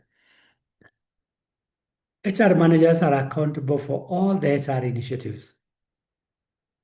If there is a failure in recruitment, the person to answer is HR. If there is a failure in training, the accountable person is HR. If there is a failure in performance management, the person accountable is HR. And therefore, when we are aligning our HR strategy with the corporate strategy, we increase our levels of accountability. That the initiatives are aligned, and when they produce results or fail to produce results, we are answerable. Then there is another outcome in terms of agility, that the HR department is able to adapt quickly to changes in the environment. Adapt quickly. And this is where we discussed, those of us who are with us in the morning, we talked about types of mindsets. And one of the mindsets is the agility mindset, where we adapt to change because our environment is dynamic. We cannot afford to be rigid, just like the rigid culture I have discussed. So HR strategies adopt if there is a change in the environment, for example, technology, we should be able to train our employees to acquire new skills so that they are able to operate the new technology.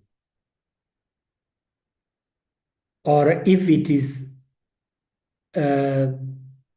hybrid working, where people can work partly from home and partly from organizations, we should be able to be agile or adapt this method of working.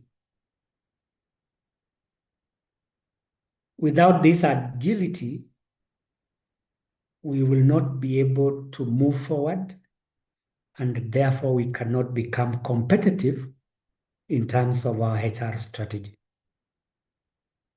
Employee engagement is another outcome where we formulate strategies around recruitment, around training, around performance management, around compensation. For instance, one of the strategies of retaining employees is to give them bonuses.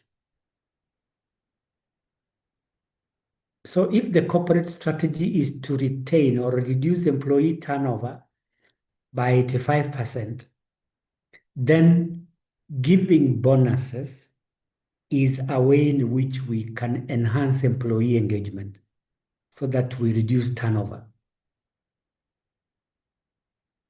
The other outcome is strategic value, where, as I indicated in the morning, and with your permission, I can repeat, that HR has transitioned from the administrative support function to a strategic business partner. The administrative role revolved around the operational activities such as payroll, recruitment, and the discipline. But now we talk about strategy, which is long-term, where we are partnering with other managers to formulate people-centered strategies in areas to do with recruitment, training, performance management, etc. And therefore, we should be able to add value to the organization through these strategic initiatives. Then lastly, we achieve sustainable growth. That with strategy, we are able to remain resilient, especially in times of crisis, and develop systems that can withstand crisis. For example, high levels of turnover can cause business instability, and that can affect the growth of an organization. But with the retention strategies developed by HR, we are able to reduce the level of instability caused by high levels of turnover. And therefore, with the retention, we are likely to achieve sustainable growth. And in terms of growth, I can remind us very quickly, we grow in two ways. One in terms of products, and two in terms of markets. And which also in turn increase our revenues and our profits. So there is revenue growth and profit growth, which should be sustainable from a HR perspective if we recruit the right number and the quality of employees, we train people on a regular basis, and we retain them. That is how we are going to achieve sustainable growth. Another way of creating value for us, because we are talking about outcomes, is through competitive advantage. That through HR initiatives, we are able to achieve a competitive advantage. How? We hire quality staff through recruitment. 2, we train people on innovation and new technologies. 3, we compensate people so that they don't run away. So with these initiatives, we are able to achieve a competitive advantage if we are able to attract, develop, and retain top talent. So what will be the differentiators in terms of competitive advantage? One is the workforce capabilities, which we said are competencies in terms of technical, operational, core, functional, and leadership. Then secondly, culture. A culture that promotes innovation, a culture that promotes teamwork, a culture that promotes customer care. And that can only be developed through those HR initiatives. And then engagement, where employees are committed to the organization. And what can make employees to be committed? It is the strategies that the HR managers initiate to retain them. Another outcome is improvement of talent management. That through recruitment and selection initiatives, we are able to attract, develop, and retain top talent. The emphasis in recruitment should be quality employees. The emphasis in training and development is enhancing quality skills. The emphasis in performance management is attainment of superior results. So without talent development, we may not be able to improve our recruitment, development, and retention strategies. And then lastly is better decision making. Since morning, for those of us who are here, we said that all the decisions we make as HR managers are based on data. When we formulate strategies, we need data. Data related to recruitment, training, performance, health and safety, as well as compensation. And then we analyze this data. 1, to identify trends. 2, identify patterns. And 3, we formulate strategies. So we cannot make better decisions unless we engage in strategic alignment, which requires that we collect data on the basis of which we make decisions. Next, part 2 of our interaction this afternoon is translating the vision into measurable HR action. A vision is the future position or status or image of an organization, the future. It is a dream about where the organization would wish to be. And all our organizations have a strategic vision, either to be a global provider of certain products or to be a company of choice. For an organization to be said to be a company of choice, there must be certain strategic initiatives that can attract people so that they become employers of choice.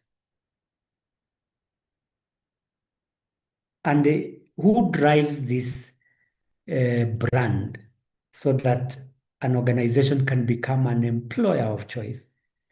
it is the HR managers in collaboration with others. And that is why we talk of human resource business partnership. So HR manager is a partner with other line managers, with top management, with employees, and external stakeholders. With this partnership, we are able to visualize, interpret, and understand the vision of the organization, and then develop deliberate initiatives to achieve that vision. So if the vision of the organization is to provide quality transport services, for example, suppose you are in a tour company, you want your clients to have a new transport experience, so yours is to be the best transport partner in the region, where comfort and security is key. So if that is your vision, then what would be the HR actions to ensure that you become that coveted transport company? You must have high quality employees. And where do you get these high quality employees from, or through which means? Through recruitment, so that you can achieve your vision. Through training on customer care and tourist attractions, so that you can achieve your vision. On performance evaluations, so that employees set clear objectives on how they can delight their customers, so that they can have that new experience. You compensate them so that you can retain. Employees can not own the vision if they are not motivated. So compensation and rewards are HR initiatives that can help to achieve the vision. So translating the vision into HR action implies that we understand the vision of where the organization is going, and then developing HR action plans to achieve that vision. And that is precisely what we have in this next slide. That by definition, translating HR vision into HR action means turning organizational vision into actionable HR programs. And these actionable HR programs are like recruitment, are like training, are like compensation, are like retention. So we need to turn that vision into actionable programs. Then the purpose of this translation or transformation is that we ensure HR contributes in a meaningful way to the attainment of the long-term aspirations of the organization. A vision is an aspiration where the organization would want to be. And as HR managers, we want to make a contribution to this aspiration. The connection. In aligning, we connect or we support the attainment of the mission and vision. So the vision is the strategic intent, the intention. The mission is the core purpose. The core purpose here is the business in which the organization is engaged. The business is the mission. The vision is the intent or the aspiration. So we want to translate the vision into actionable HR initiatives. And that is the connection. And how do we achieve that? It's through stakeholder engagement. We engage all the employees from the top to the bottom of the hierarchy, so that one, we get insights on how to achieve the vision. Two, we ensure ownership of the vision. And three, we ensure alignment of our actions with the vision. Otherwise, if we lose sight of the vision, we lose direction. In organizations, there are three things that provide direction. One, the corporate objectives. Two, the strategies. And three, the vision. So if the vision cannot be understood, then that aspiration is lost. Then another way of understanding vision translation is adaptation, where we need to customize HR policies, practices, and systems to reflect the vision, which is the future position, to reflect the values, such as customer care, teamwork, or honesty and integrity. And then prioritize. What are the priorities of the business? If the priority of our business is to reduce cost, operational cost, in line with its vision.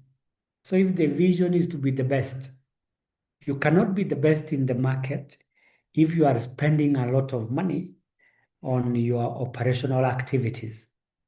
So the priority could be cutting cost to achieve that vision of being a market leader.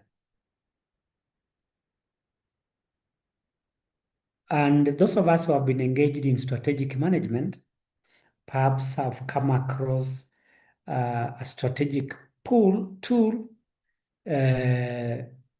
called the three factors of competitive advantage, one of which is cost effectiveness. Another one is niche marketing. Another one is differentiation. Differentiation, niche marketing, and cost leadership. So if the priority of the business is to optimize costs, then HR managers must look for ways of ensuring that the organization does not incur a lot of cost in regard to recruitment, to training, to performance, to compensation. Those of us in public sector, we cannot increase the salaries of employees without the blessings of the Salaries and Remuneration Commission. One of the mandates of SRC is to ensure that the staffing costs in terms of salaries is sustainable. So when you propose a salary increment to SRC, sometimes they do refuse because of the unsustainability of the proposal. So if the vision is to be a market leader, we must be leaders in everything. Leaders in cost containment so that we do not spend a lot of money in human resource initiatives. Then lastly is about execution, the implementation. How do we translate the vision, which is fairly abstract, into specific, measurable, and time-bound HR activities? This may be a challenge to many, but when you understand your vision, and we'll be looking at the process of converting the mission into HR initiatives, this should not be a problem. If you have a clear understanding of your vision and your HR initiatives, this should not be a problem. Next is how we can link the vision with the HR strategy. One is to do a strategic mapping. How do we do this? We look at the corporate strategies and establish the connection between HR strategy and those corporate strategies. Meaning, we ask ourselves, do our HR strategies support the attainment of all the strategic objectives? And corporate strategies revolve around finance, around market, around human resources, and around operations. So in terms of mapping, we look at how HR strategy supports all those corporate strategies. And all this must be aligned with the vision statements. If the vision statement of your organization is to be a global port of choice, assuming you are KPA, global port, then everything must be global. Recruitment, global. Training, global. Performance management systems, global. Compensation, global. That we must be seen to live the vision of the organization as HR managers. Secondly is goal alignment. These are the objectives of the organization. What does the organization want to achieve?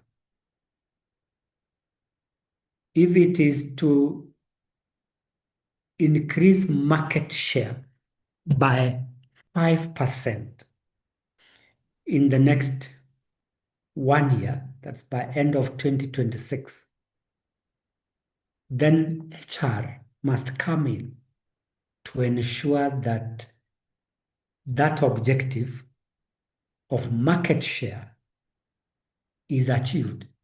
So how do we achieve that market share? Recruit the right people. 2, train people so that they can achieve the market share. 3, reward people to motivate them so that they can sell our products to achieve that market share. So that is the linkage between goals and HR strategy. Thirdly is leadership engagement. We mentioned earlier that there are challenges in trying to align HR strategy with corporate strategy. And one of them is lack of leadership support. So what do we do in this case to obtain their support or buy-in? We must involve them in strategy formulation and implementation from the beginning. Without this buy-in, then the leaders may not be engaged. Remember, it's the leadership of the organization that develops that vision. and we should be able to work with them closely as business partners to ensure that we achieve that vision. And then another way of linking vision with strategy is developing capacity for our employees through skills development. And there are various strategies in which we can develop skills. 1, training. 2, coaching. 3, mentorship. 4, workshops. 5, seminars. 6, conferences. 7, team membership. 8, learning institutions. And last, stretch assignment. So if we can build the capacity of our employees, then we should be linking the vision to HR strategy. And again, if I may pick the vision of an organization like being a global port of choice, in terms of capability, we need to equip our employees with the relevant skills that are global in nature. Then the other one is resource allocation.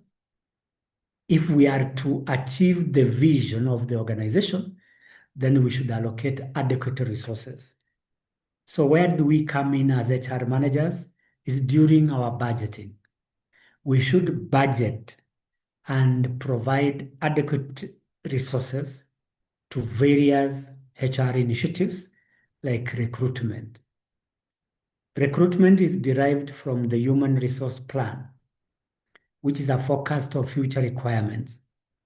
So we should develop a budget that takes care of recruitment in the case of future need for new employees. Training should also be budgeted for, performance budgeted for, reward and compensation budgeted for. And then lastly is measurement. That we should assess the degree to which HR strategy helps to attain the vision. And this can only be done by way of monitoring the contribution of HR through setting of clear KPIs. KPIs can be set around recruitment and selection. For example, reducing the time to hire of new employees by 70%. That becomes a KPI. In training, we can increase the completion rate of trainings by 90% or to 90%. It can never be 100% because people drop out of training programs. So increasing the completion rate becomes our KPI. And whose responsibility is it? It is the HR managers. So measurement is very important because it gives us the metrics which we can use to establish the effectiveness of HR strategy. Then what are the initiatives that can translate vision into action?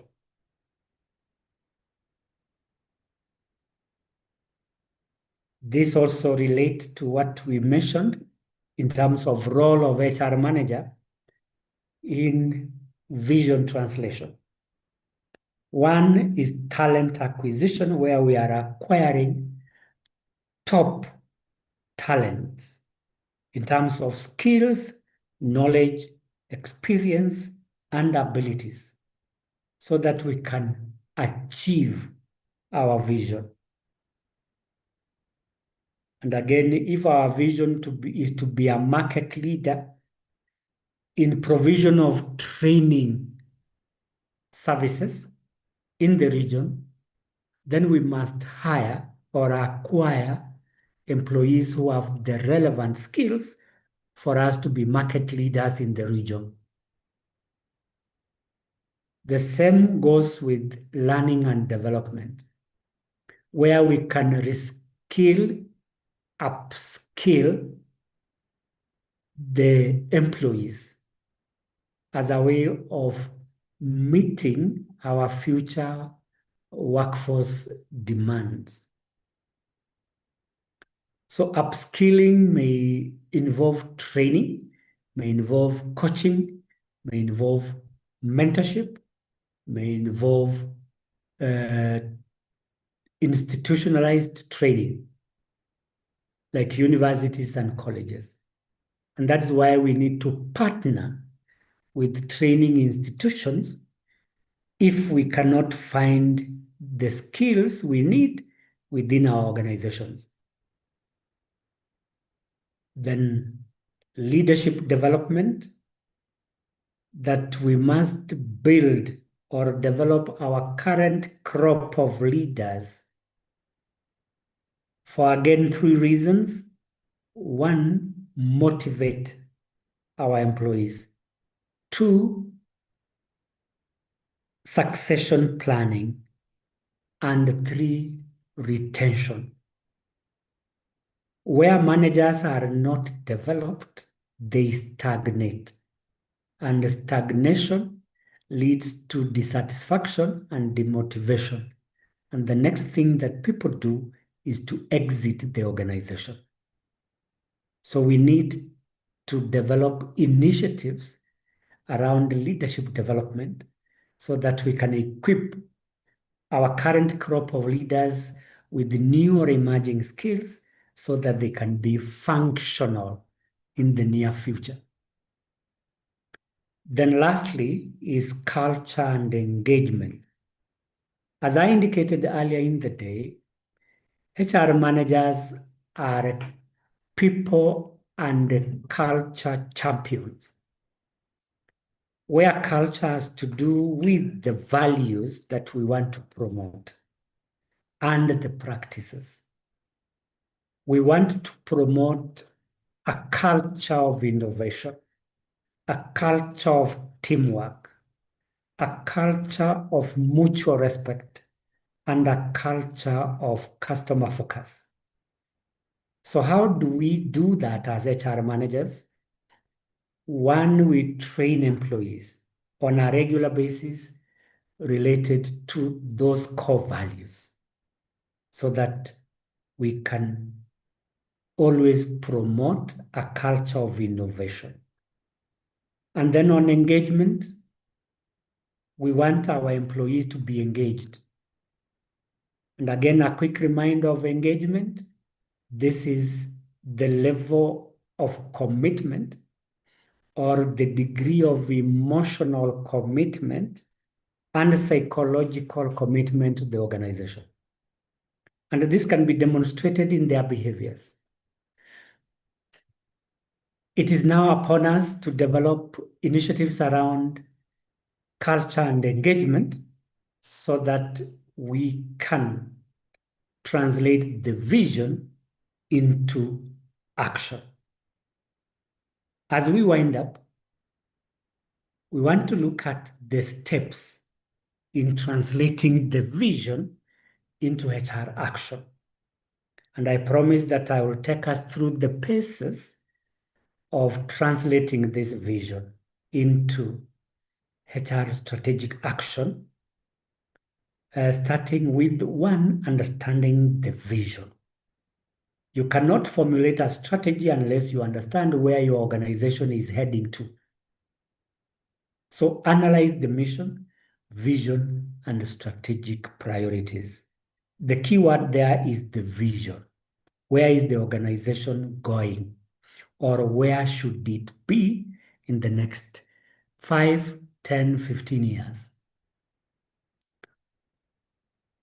Secondly, after understanding the vision, you set HR objectives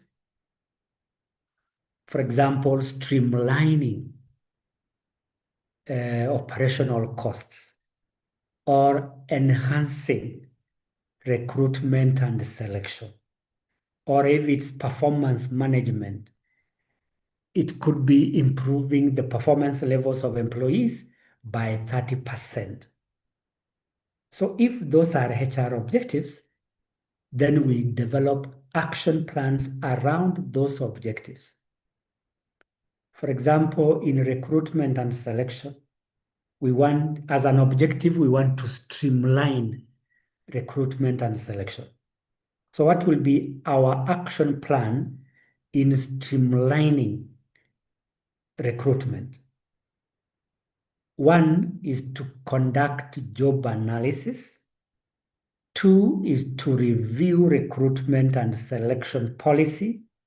And three is to automate recruitment and selection. Those are action plans related to the set objectives in step 2. Then step 3, you communicate the vision together with the action plans. Who do you communicate with or to?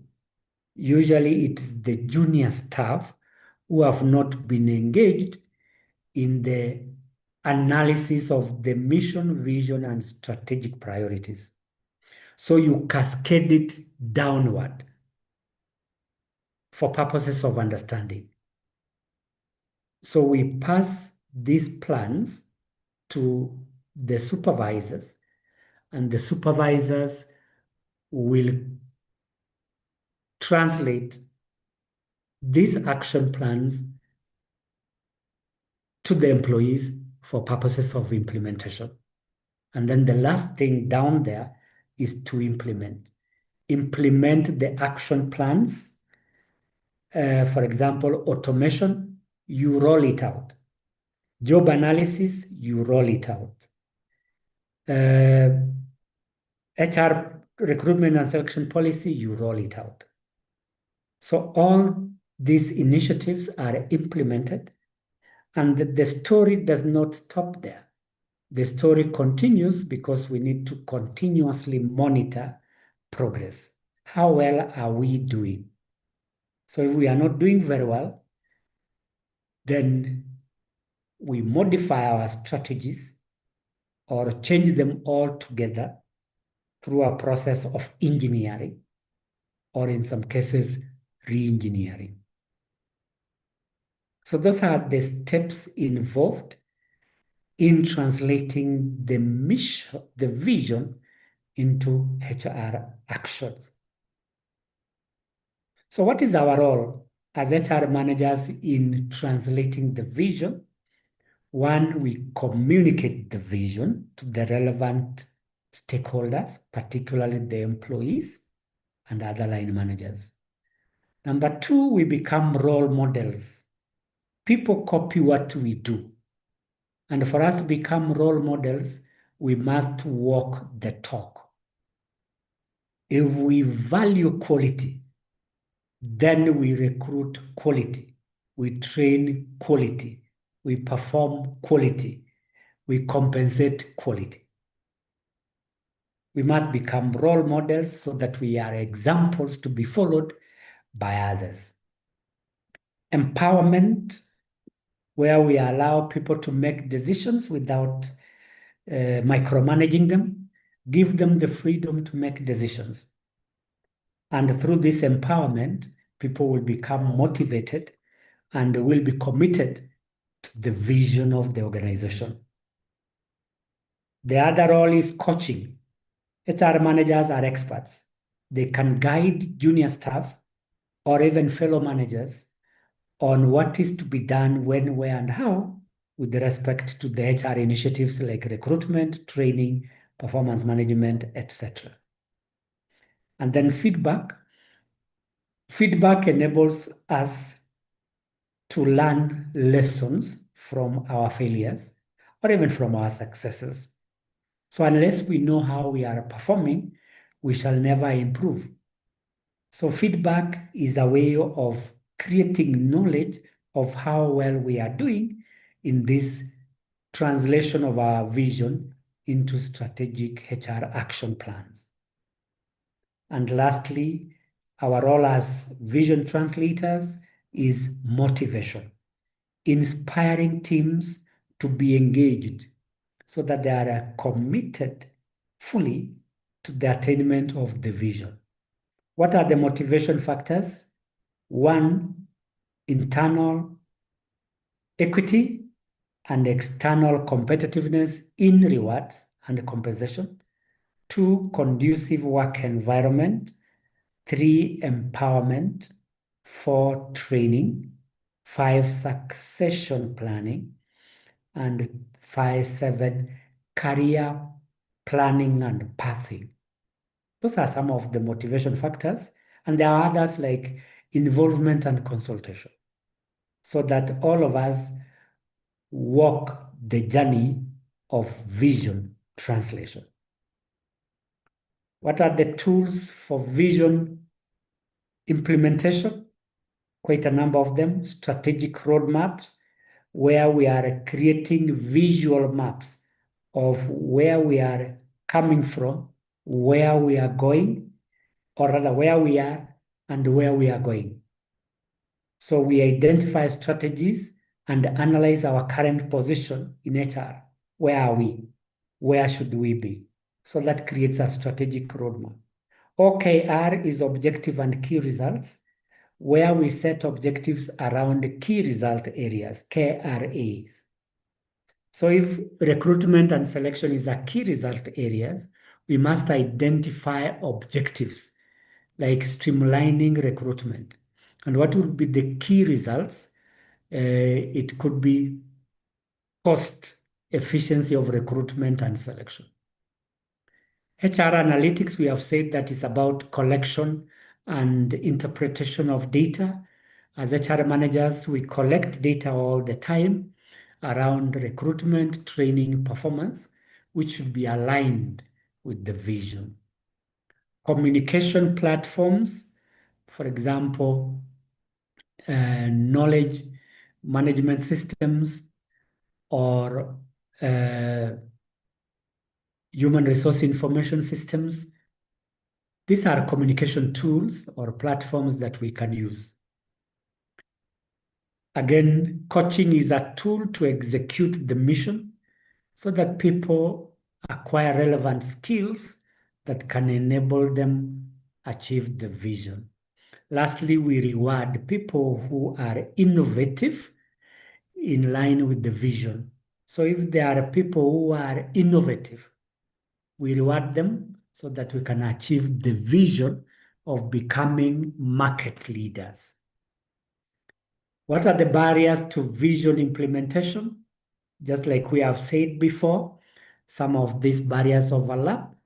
One is ambiguity of the vision. What is our role in terms of ensuring clarity on the vision?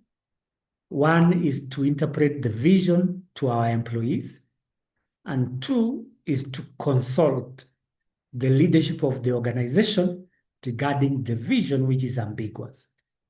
Number two is resistance, where employees do not want those initiatives, especially training, performance management, which can translate the vision into HR action plans. Leadership gaps is where we have poor leadership, such as micromanagement, dictatorship, or having soft leadership, if I may call it that way, where people take advantage of the weaknesses in leadership. That becomes a barrier. Resource limitation, particularly human resource and money, are always a constraining factor. Cultural misfit, where the practices of HR do not align with the organizational culture.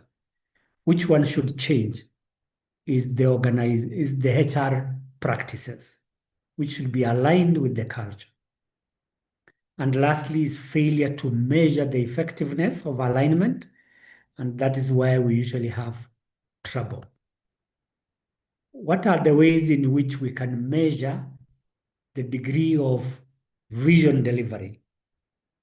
One is to use KPIs, that are key performance indicators. As HR managers, we should be able to develop KPIs in recruitment. For example, reduction on time of hiring.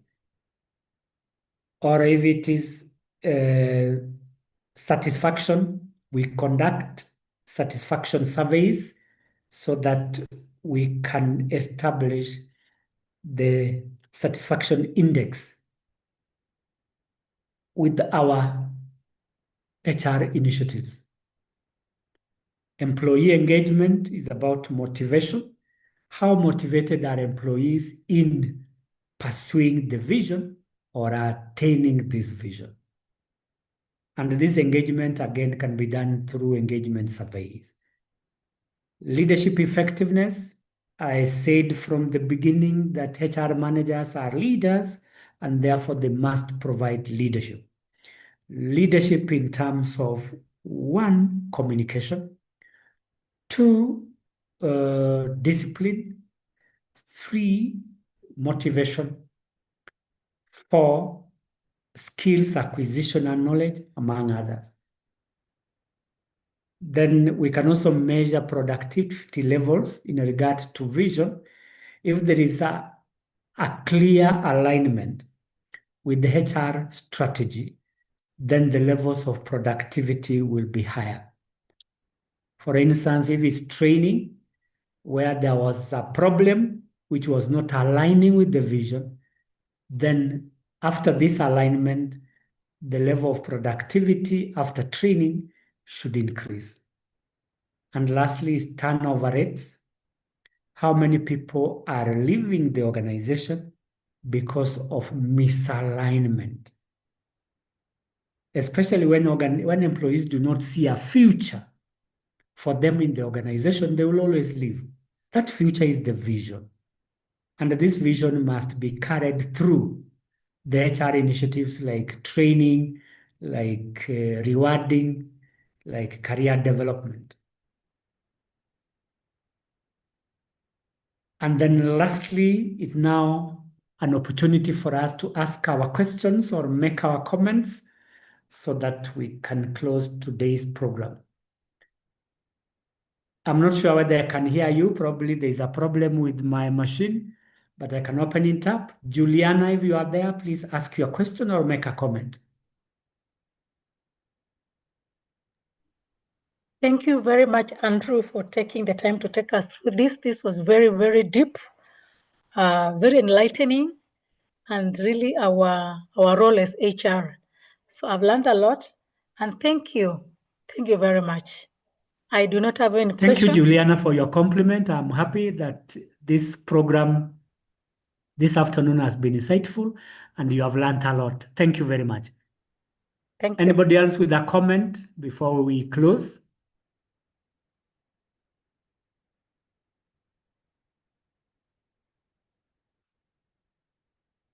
Okay, apparently there is no question, there is no comment.